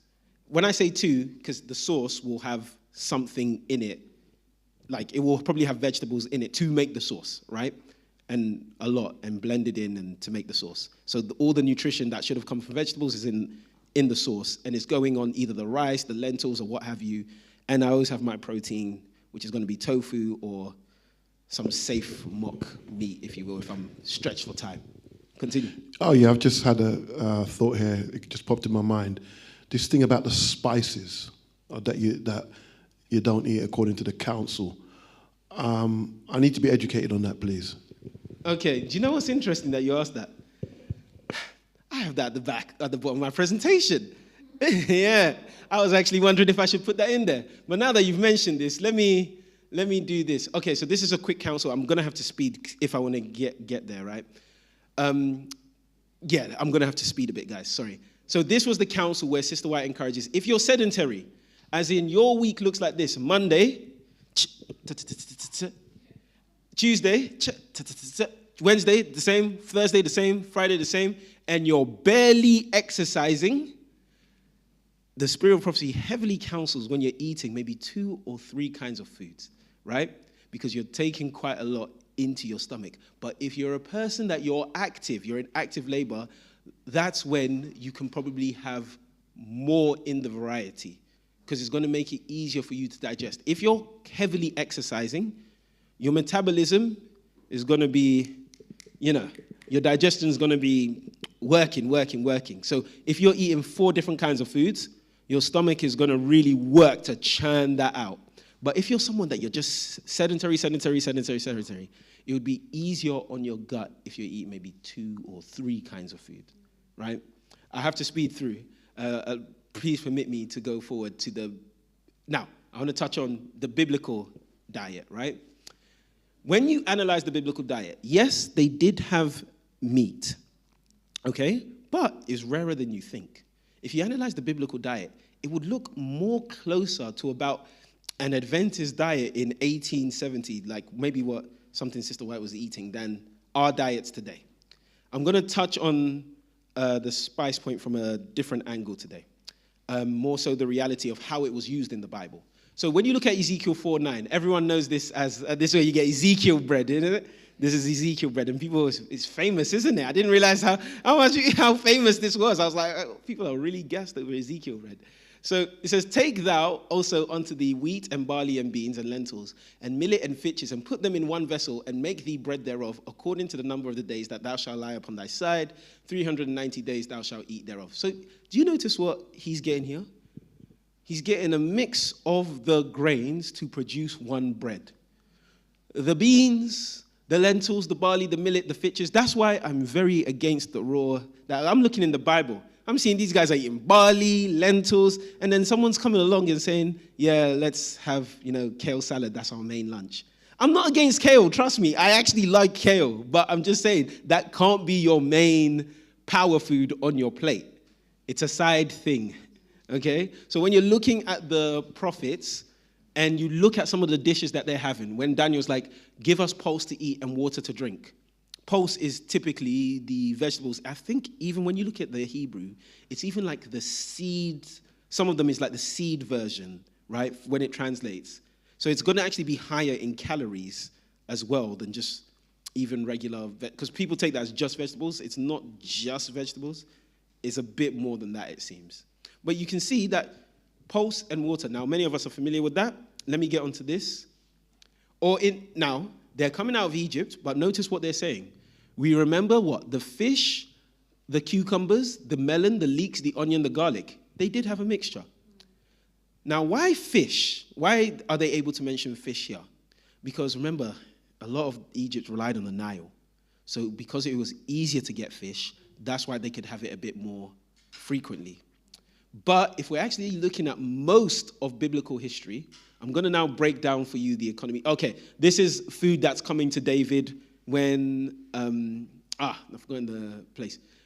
I believe this is when he's in the sea. Yes, when rebellion has happened against him, right? So this is food that's coming to David. What do they offer him? Wheat, barley, flour, parched corn, beans, lentils, parched pulse, honey, butter, and sheep. Now, whenever people see the sheep, and cheese of kine, so that would be cheese of like the goats. They actually had goat cheese. They actually liked goat cheese. But now here's the thing. They would actually prefer to not eat. When I say prefer not to eat the animal, it's because of the economy at the time. Meat was a luxury. Spice was an absolute luxury. And spice in the Bible was actually mainly used for scents, not to actually season food. I'm going to break this down. Watch this. And I would challenge you. Go and search Bible Gateway, Blue Letter Bible. Type the word spice. Search it through all the scriptures. And look at all the uses of it. The closest one you'll get to spice being used for food is actually in the book of Solomon, where it says, let me drink your spiced wine. Let me read it, actually. It's Solomon, and he's speaking. I see the Solomon. Yes, Solomon, Song of Solomon 8:2. It says, I would lead thee and bring thee to my mother's house, who would instruct me. I would cause thee to drink of the spiced wine of the juice of my pomegranate. Now, here, that's the closest in the Bible you're going to see to a direct, they added spices to their meals, what have you. I'm not saying that the Israelites never ate spices. What I'm saying is that when you look at the Bible, the primary use that God, you see it used, is actually for scent and fragrance, right? Now, this spiced wine comment, just to let you in on something, the pomegranate was another way of representing the mouth. It was a poetic way of talking about someone's mouth, because the inside of your mouth is red. So when he's talking about that, I would cause thee to drink of the spiced wine of the juice of my pomegranate, he's basically saying, I'll give you a kiss, because the spiced wine is your saliva. That's what that meant in the ancient Near East. So this is talking about a kiss, not actual literal spiced wine. Just a heads up. So this is, by the way, the reason I know that is because you'll find that in other, Song of Solomon? It's a call and response between a boy and a girl, right? And other ancient Near East literature had the same thing, where you had girl, she says something about her guy, and then the boy, he says something about her girl, and is going back and forth. And you find similar language, like this spiced wine, pomegranate juice thing is like symbolizing a kiss, basically. Yeah. So you look at Exodus 25, verse 6, oil for the light and spices for anointing oil. So anointing is that goes on, you use it, moisturizer. And for sweet, what? Incense. Exodus 30, verse 23, take unto thee principal spices of pure myrrh, 500 shekels, and of, notice this, cinnamon was used for scent, half so much, even 250 shekels, and of sweet calamus and 250 shekels. And then Song of Solomon 4:10, it still speaks of the smell of thine ointments than all spices, right? Because spices were seen as a high quality smell. So it's like the way I'm complimenting how good this ointment is better than all the other things that you use to smelling nice. And then Solomon 4, verse 14, spikenard and saffron, calamus and cinnamon with all the trees of frankincense, myrrh and aloes with all the chief spices. All of these things were used for scent. So for most of history, kings probably would have added spices into their meals because they could afford it. But the common person actually would have eaten their beans, their thing. The biggest thing they would have used would have been mainly salt a lot of the time, or combining things to make whatever sauce they're making. Now, why am I mentioning that? Let's get into economy to prove that. We can actually prove this internally and with some extra evidence that if you were a regular person in the time of David and you're not the king or you're not some official of state, there ain't no way you're eating spices most of the time, or even meat. How can we prove that? Look at Judges chapter 17, verse 10. It says, and Micah said unto him, dwell with me and be unto me a father and a priest, and I will give thee 10 shekels of silver by the year and a suit of apparel, thy victuals. And so the Levite went in. 10 shekels of silver was about the average wage someone would receive in the year. So this is the wage that the priest would get, 10 shekels of silver. So meaning a month, you would earn on average 1 to about 1.3, 1.2 shekels of silver. That's how much you would get in a month. So if somebody is buying something for 10 shekels of silver, that's a yearly wage. That's quite a lot of money. Just to put this into perspective then, when you look in the Bible and it has the commandment that if a man lay with a woman, right, and he must marry her and give a dowry to the father, does anyone remember the number that he needs to pay? It was 50 shekels of silver. So meaning, if you slept with a woman out of wedlock, you had to pay 5 years' worth of wages, at least by the time of the judges, and marry her. Imagine if we had to bring that back today. So, a sheep, when you look at certain prices, was about 1 to 3 shekels. I'm trying to create some perspective here. So if you have a sheep, that's about 1 to 3 shekels. When you look at the book of Jeremiah, he purchased the field for 17 shekels of silver. So that was like over a year's worth of work. So you can see that you don't just get rid of your shekels that easy, right? A shekel of silver. And 1 gold shekel was about equal to about 10 to 15 silver shekels. So if you have 1 gold shekel, that's about a year's worth of wage. There's a part where you see David is paying for something with 600 gold shekels. Yeah, David was rich. So let me get to the point that I want to get to. So if a sheep was 1 shekel, right, you'd often find there's a price list. Now, it was quite hard to find, but I haven't put it in here, I forgot, where you see myrrh. Myrrh could actually cost you about 3 to 5 shekels. We're not even talking cinnamon. So when they're giving gold, frankincense, and myrrh to Jesus, is because frankincense and myrrh was seen as on par with giving someone like a certain amount of gold. Because now today, if someone buys, you can get frankincense on Amazon so cheap.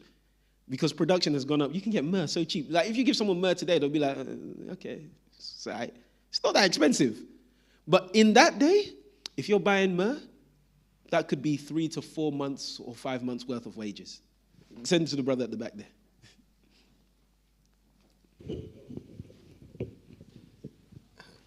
This is a question or a question that's a little bit off topic. Yeah. But as you was there talking about myrrh and cinnamon, it took my mind to the strange woman, the woman of Proverbs 7, and she says, Proverbs 7:17, she says, I have perfumed my bed. There we go. That's another instance. Walana, with myrrh, aloes, and cinnamon. So that means that she have money then. She had, exactly, yeah. She had a lot of money. For her to actually perfume her bed with cinnamon myrrh, she had stuff like, because now, remember one of the gifts that was being brought to Solomon was spices in the train that the woman, Queen of Sheba, remember she brings this to Solomon, right? Now, when you're reading from our modern day context, you're thinking, she brought spices. I could go buy that for Solomon. Like, you could just go to Asda, you could pop it off the shelf, and it's like, that's nothing, right? Cinnamon, is that it?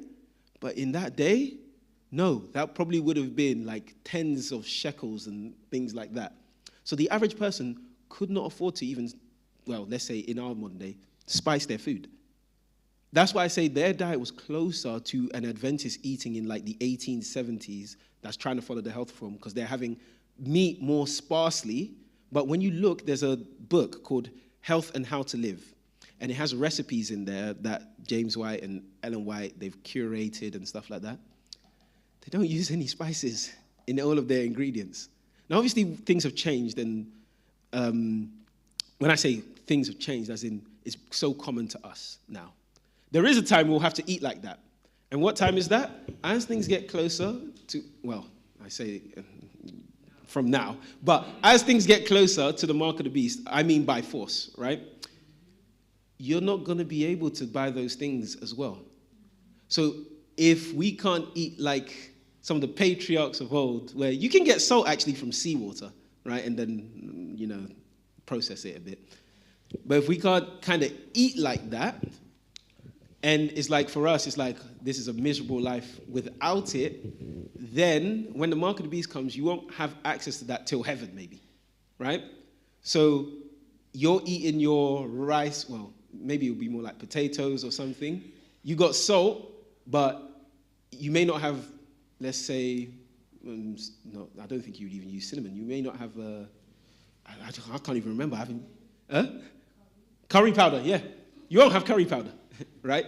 Brother Sean, go ahead. Yeah, I don't know if you get into it, but I just want to be crystal clear in my mind. Are there a list of specific spices, that counsel through Ellen White says we should not eat them? Is there a list? And if there is a list, what are those spices that she forbids us to eat to flavor our food? I should have added it in. I don't have the quote on hand. I can remember some off the top of my head. The main one was fiery ones. So fiery ones was a straight, that has to go. Fiery ones. Like, and most people are like, okay, yeah, cool, fiery ones, right? So like things like, there's something called the Scoville unit, right? Which it has, if you're at 0, no spice. So red bell pepper, even though it's called bell pepper, it's a fruit, but it doesn't have any hotness. So something like that is fine, right? But then you get to something like cayenne pepper. It's 50,000 on the scale. Now, obviously, it's quite, if you eat cayenne pepper all the time, you won't even think it's hot. Not until you've stopped eating it for some time will your tongue start to detect that, oh, this is it has a bit of a kick to it. Not even a bit, it'll probably seem quite heavy to you.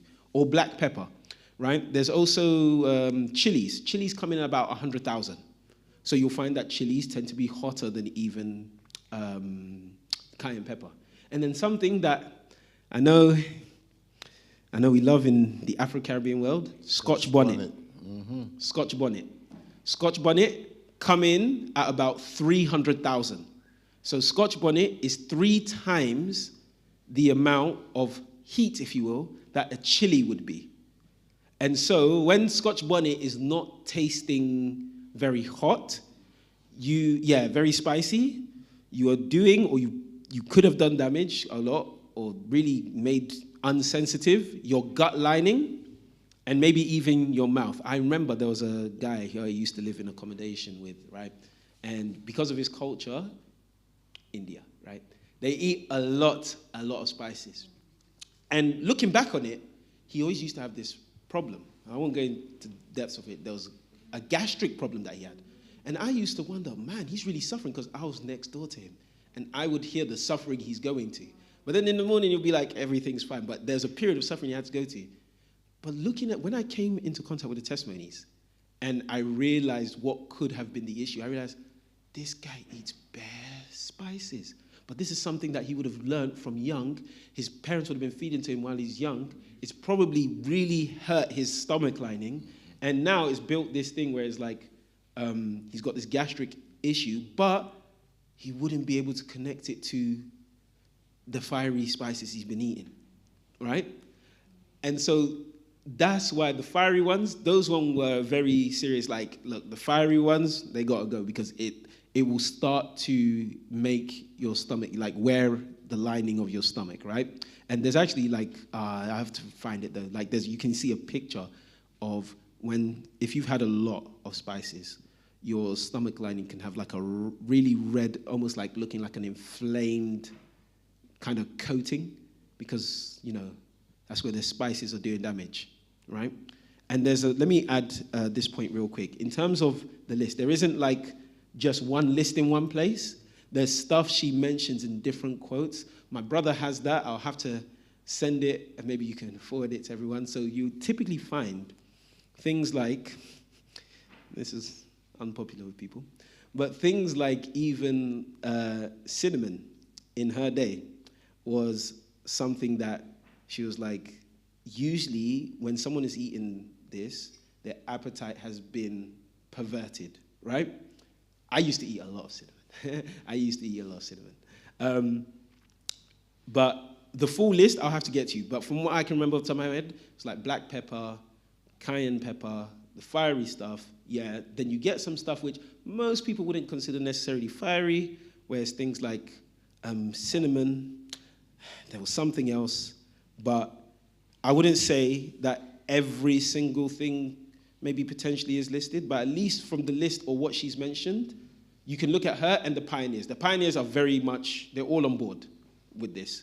Some of them are very, very strong in their language, but James White has a quote where he's given recommendations of one thing over another, and he mentions some as well. I'll have to get you the quote, because I was actually planning to mainly focus on it from a different angle. I wasn't planning to go down that line, but we've reached there. You know what? Let's go for these two. Okay, so, I know you were specifically touching on cinnamon there. Yeah. So how would we instruct people to use cinnamon in a healthy format? Because cinnamon's really good for blood sugar, it's really good for inflammation, it's really good for all of those other type of things. So how would you instruct people to use them who are suffering from more those like type of conditions? So notice, even though she says like cayenne pepper is a no-no, actually not for medical reasons. So if you have, let's say you're at a state of normality and you're feeling fine, then it's something that you don't need, right? But then if, let's say you've got, I don't know, you've caught something or you're a bit under the weather or something like that, that's where some of these spices can actually help medicinally. So a lot of the ways what we've preached that the use of spices, primary one is sense, is obvious from the Bible. Like, just read every time you see a spice in the Bible. It's got to be mainly sense. But then the secondary one is going to be medicinal. So some of these, the same way, like, if someone's sick and they have a certain medicine, right, that medicine's going to help with some things. But if you become healthy, it doesn't mean you should continue taking the medicine forever. So it can help, but obviously one of the main thrusts against maybe just leave it to a medical use is because it can become addictive. And the way you can know if you're addicted is not necessarily in terms of like withdrawal symptoms like twitches and stuff. I'm not talking about that kind of addicted. But can you live without that thing and be happy? Like if today someone takes away cinnamon from me, I'm not upset because I don't have it anyway, right? So it's not, if the mark of the beast comes and they're like, hey, if you want cinnamon, you got to accept the mark of the beast. I stopped eating that years ago. So it's less of a temptation. But if, obviously, you can... Now, I hope this is putting into perspective as well the level of readiness needed for the mark of the beast. Because everything, say, that I touch on when it comes to nutrition, right? The thing that got the children of Israel and got them angry was the simpleness of the manna that they had to eat. Think about that. God gave them the simple manna to eat, and they were angry. Why? Because they had a perverted appetite that it was fine. When I was hungry, this was nice. But now that, I've had a bit to eat, I want the exciting stuff. Give me, something a bit more exciting, if you will. For them, it was mainly flesh. But for us, it could be today that look, if you can't eat without curry powder, okay, when the mark comes, you won't have curry powder day 1, day 2, day 3, day 4, day 5. So even if you're like, you know what, I disagree with everything you're saying here, you're going to have to live this reality. Do you see what I mean? So at some point, is it going to be easier to get to a plainer? And it's not like we're saying, oh yeah, you can have absolutely nothing, right? There's so many fruits and vegetables and stuff you can mix and combine with salt and other stuff to taste, right? But is it going to be easier for someone who has to make that transition day 1 mark of the beast, or someone who started to make that transition 2 years before the mark of the beast? Like, if we're thinking logically, no emotion, there's an obvious answer there. I wasn't even planning to go that deep on that, but yeah, you touch, and then let me, you can mention. Yeah, no, I would like to see that list that you're talking about, because not the literal. I know you mean it's like it's indicative. I'm wondering about spices. I don't know whether we call them spices that come from kind of other like fruit sources. So things like paprika. Isn't that bell pepper? I guess it depends which kind. So some paprika is bell pepper, some is cayenne pepper. Oh, I did. I learned that as well myself. So like there's some. Paprika is a name they give to basically the dried pepper, like shredded. So if it's coming from like bell pepper, there's nothing wrong with that. Okay. But it's like the cayenne pepper, you're basically just having cayenne pepper. Well, cayenne, I believe. Yeah. So that's for medicinal purposes, but you're saying not for food regular consumption. Okay. Yeah. And then there's also things like what's that thing we have? Fennel seeds. Is it fennel seeds what we have there? From what I can see so far, I haven't seen. So that's like it flavors things, but it's like a seed. So I haven't seen anything against fennel seeds at least. Okay. I'm getting the impression that if it's from like a fruit or it's like a seed or something, then tends to be decent. Yeah, I think we have some which are directly in the testimonies, but I would say things like when it's like in herb form, so like coriander, parsley, those herbs, all great, all good stuff, right? In fact, a lot of the times they cooked with herbs, right? So using a lot of herbs and learning to use herbs in the cooking could be a better way to substitute if you're going for flavor. But when it comes to, let's say, things like this that I can't see in the testimony necessarily being talked about, or I think it would be easier to not say something like, oh, you can't have it, because I don't have stay strong enough to touch on it. Only if you found a seed and you're like, and it's like, that's hot, right? Okay, maybe you can use the principle of typically fiery spices, stay away from. Do you see what I mean? Yeah. So I don't have anything on fennel seeds, unfortunately. Just quickly, because I need to rush through this, I wanted to show some perspective. Can you see this from Pliny the Elder? This is cinnamon. Do you know the cost of this? This is 1,500 denarii. Do you know how long it took to earn 1 denarii? As a regular worker in Rome, how long do you think it took to get 1 denarii? No, not a month. It's not that bad. How much is 1 denarii? Huh? A week? No, not even that bad. Okay, a day, yeah. So 1 denarii you can get from 1 day's work as a regular kind of laborer, if you will. Well, if you were like a craftsman, maybe you can get more and things like that. So cinnamon back then was 1,500 denarii per pound. That's about 450 grams, right? So meaning, if you're a regular laborer, you had to work for about, I have to do 1,500 divided by 300, about 5 years roughly, to be able to afford a pound of cinnamon.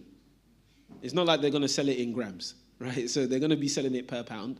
And you had to work literally for about 5 years if you wanted to touch, even cinnamon alone.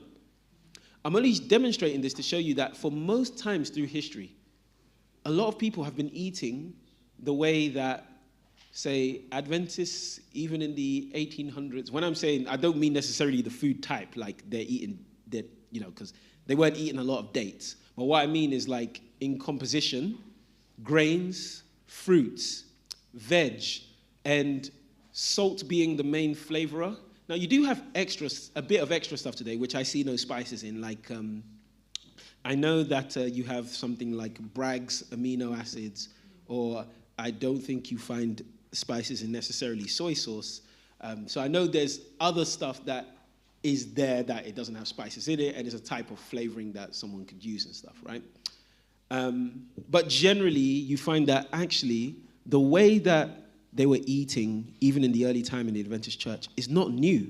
Yeah, it's actually been there in the Bible the whole time, because by practicality, you could only have maybe chicken maybe once a week if you're like at a craftsman level, right? Worth of wages. But for most people, your main staple is beans, lentils, the grains, the nuts, the seeds, the fruit. We know there are fruits that they liked in the Bible, dates, figs, that kind of stuff, right? And let me see, I think I will end here, sorry. I think I had one more. Did I have one more slide? Hold up, oh, yeah, I did have one more slide. So just for some more perspective, like a carpenter, this is even in the time of, like, let's say Abraham. This is from the Code of Hammurabi. Hammurabi, I believe, yeah. And at that time, a mason or a blacksmith, you could earn about 60 to 75 shekels of silver in a year. It depended on how much work you could get, because you're providing to the army even. So it was quite a profitable job. But notice, if you wanted to buy, let's say, a sheep, right? Let's say you want to eat lamb. A sheep is maybe 1 to 3 shekels. So imagine your yearly wage is about 60 shekels, right? That's 60 divided by 3. You can either get 20 sheep or you can get a whole bunch of grain. Because if you had like a couple shekels, you can have actually probably buy enough grain for like the year or months at a time. So imagine someone is in this position and you're going to them about, hey, why don't you buy some, maybe some cinnamon for your breakfast, or why don't you buy some curry powder for this? They'll be like, I can't afford that. What, are you a king? That's pricey, isn't it? But obviously today, because the production has increased, economies of scale, so things generally have become cheaper. But just because things have become more available, it doesn't mean necessarily like that was the original plan of our diets. Now, here's the thing, right? Because it can seem like a hard message, and I'm closing here. I did not even mean to go that deep into spices, by the way, but we're here now. It can seem like a tough thing, right? And some of these commandments also help when it comes to our spiritual walk in this way. A man who can control his diet, his food, is a man who's going to be given less to temptation. Jesus was able to go 40 days without food. Not that we have to go 40 days without food, okay? But Jesus was able to go 40 days without food. If you're bringing to him a temptation of a woman, the man has suffered for 40 days. Do you think he's going to just give up his body now? He was able to survive his stomach turning in for 40 days. He's going to be able to handle a bit of like a temptation of alcohol or the lust of a woman. He knows what pain is. Now, I'm not even saying that you have to feel pain, but if you find that I cannot eat rice without it being slathered in curry powder, I cannot eat this without it being slathered, just absolutely basked in this, that, or that, then you may not realize it now, but there is a potential hole or weak spot that the devil can come from. And I believe the reason why even God had Sister White even lay all this out is because obviously when people go from such a highly seasoned diet to something a bit more simple, immediately it can make someone a bit sad because their tongue is used to maybe 11 herbs and spices of KFC. That's what it's used to. And so now you're going to lentils with some type of sauce and salt is your seasoning. It's like, oh, that's very different. But that person that can eat that lentil meal, right? when the mark of the beast comes, or even gearing up to that, that's a person that Satan's going to be able to tempt less when it comes to food, because they've learned to be happy with something simple.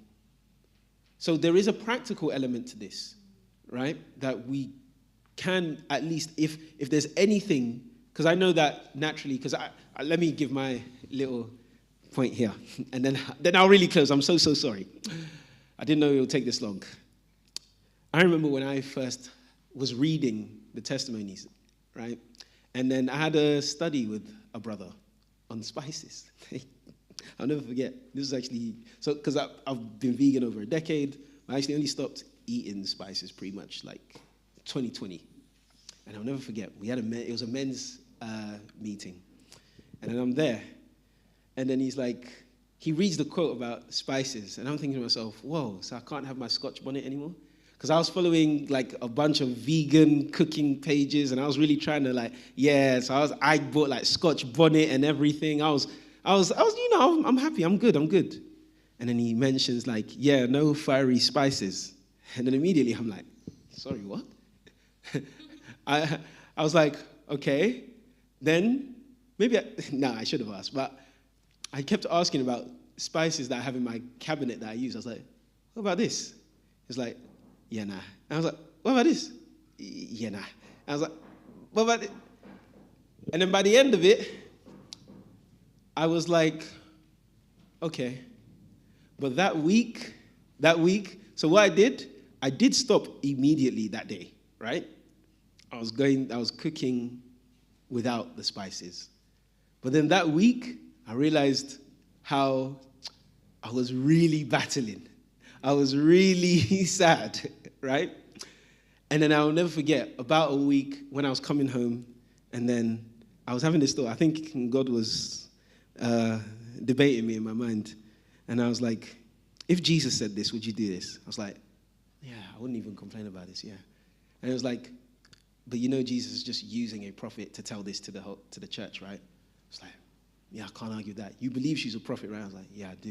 And it's like, so what's the problem? I was like, no, the only problem is, I guess, I just don't like it. But I was real with myself. I was like, I just don't like it. But then, after that thought, I was like, okay, I just need to change the way I think about this then. And that helped me. But I also, when I got time to think with a bit of clarity on that, I'll never forget that time. When I got time to think on clarity with that, though, I was like, how sad I was that week. How could I go through the mark of the beast if I can't live without those same spices? I realized, wow, I was really upset during that week because it felt like, oh, I can't have this thing that I love. And I was like, yo, if people find out, right, or if people start having to eat simple in the mark of the beast, this thing alone will lead to people being lost just because they can't eat simply. So when I went through that, I learned, not to be upset on when you have to change, but I also learned that, actually, where the world is now, Satan is like, yeah, it's a worry that people find out about the Sabbath, but it's not like he's out of cards. Like, remember, we're trying to get to heaven, and he's going to use every single trick in the book to keep us out of heaven. If it can be something as simple as a partner or your taste bud, he's going to use it. And whether you're upset or not, he does not care.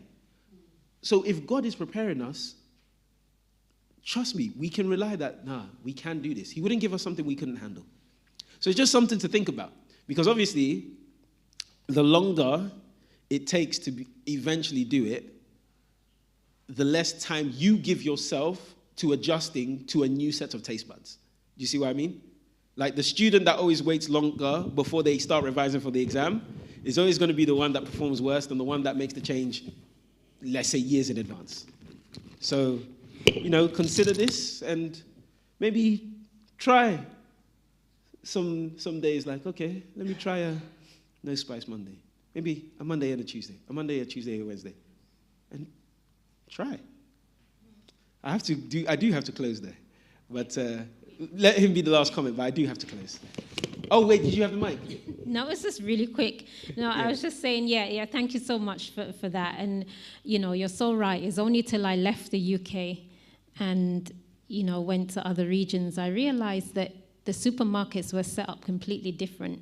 They had like a lot of fresh spices, a lot of fresh herbs, and I didn't own any spices whatsoever, nothing, because there were so many fresh herbs that you can get. So sometimes the environment that we're in drives us to do certain things. A certain way, yeah. But I've not suffered in terms of taste or anything like that.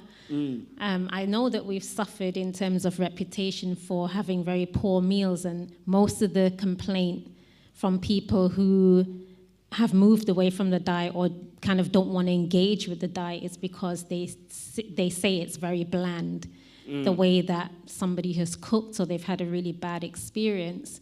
So I think there is I kind of feel there's a sense of responsibility that when we have transitioned, or that whatever we present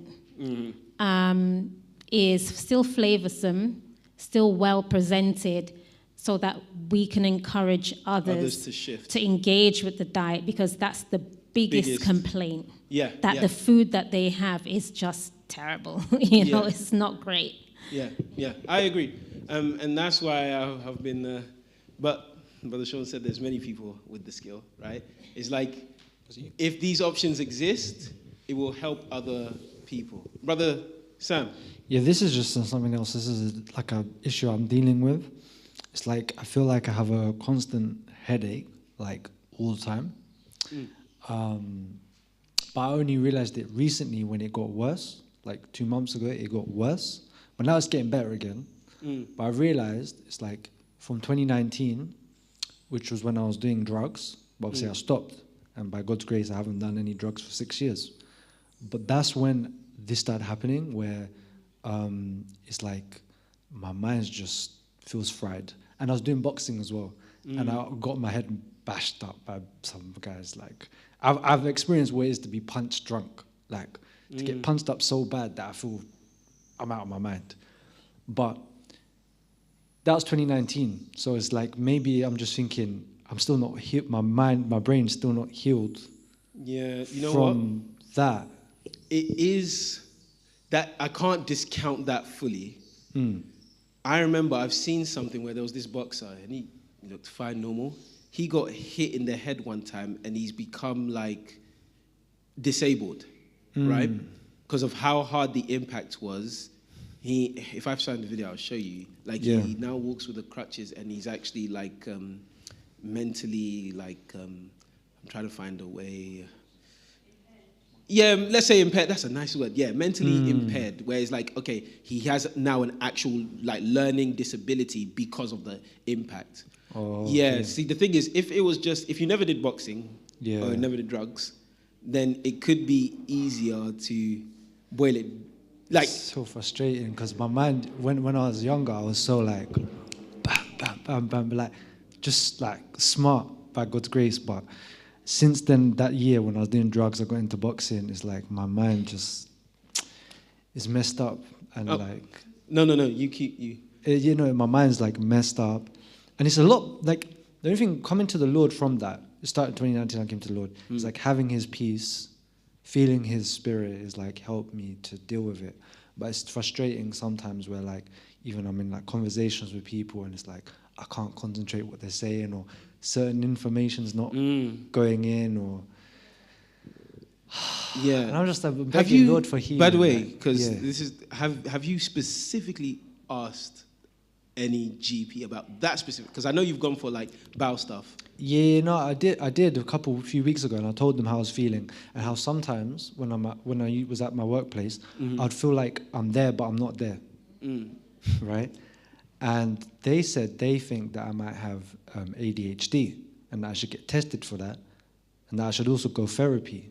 But I haven't done either of those things. I mean, because I'm just thinking God can heal me. 1 second, you can still at least test for something, right? Because if it is the case that, let's say you had that as a result of the boxing or drugs or whatever, Yeah. right? Then you can know what you can do from there, right? The going to get the testing isn't necessarily now you've, I don't know, gone and done, I don't know, because you haven't done, it's not like you've done any procedure or anything like that, right? Yeah. So why I mentioned that is like, for example, let's say you had an iron deficiency. If you go and you get tested and you find out you have an iron deficiency, you actually confirm that, now you know what you can do. So let's say there is a method of healing for ADHD or a way of improving or living with ADHD, which can come from more natural methods, if you will. You can make that decision to use those methods only when you know you have that thing. Do you see what I mean? So one way that I like to use GP, I'll come to the sister over there after. One way that I like to use GPs as well, I may not necessarily always use their solutions, but I can still use them like a consultant to at least try to find out what is wrong. Because if I find out that I have, let's say, a cold or some sort of bacteria, I may find out, okay, now I know what it is. If there's a if somebody is a like more natural healer that's dealt with that, now I can go to them for maybe a solution, the specific solution that maybe I don't want to use antibiotics for. Do you see what I mean? So at least do that step of confirming, is it actually this? Okay. Do you see what I mean? I was telling, my grandma was saying I should like, maybe I should ask the GP about this. I didn't when I went, but I should like get a brain scan and see. Because there could be something wrong with the brain. You could, yeah. Remember, it's just a test, right? Nothing has actually changed. They've not actually changed anything about your brain. Like getting an X-ray. It's just an X-ray. Nothing has actually changed anything about your body just yet. It's when they come with the procedures as to now you can research, okay, is this the only way?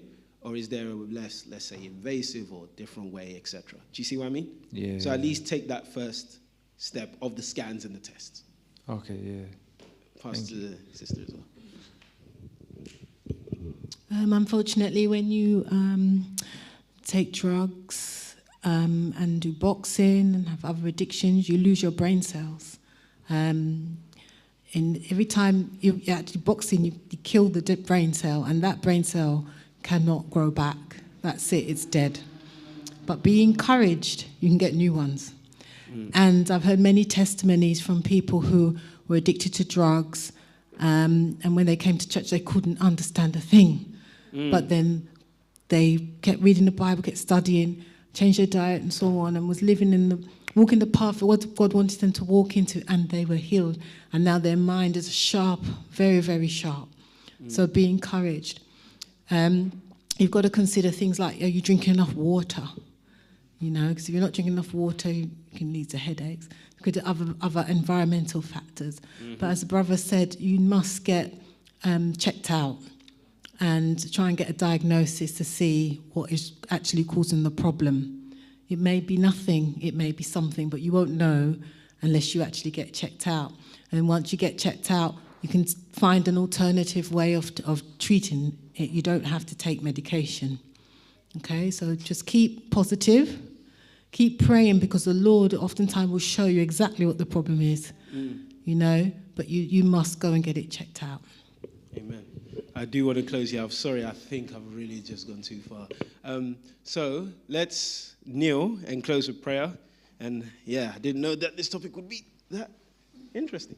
So, if you can, lift up holy hands. Dear Heavenly Father, we want to thank you so much for this time of study.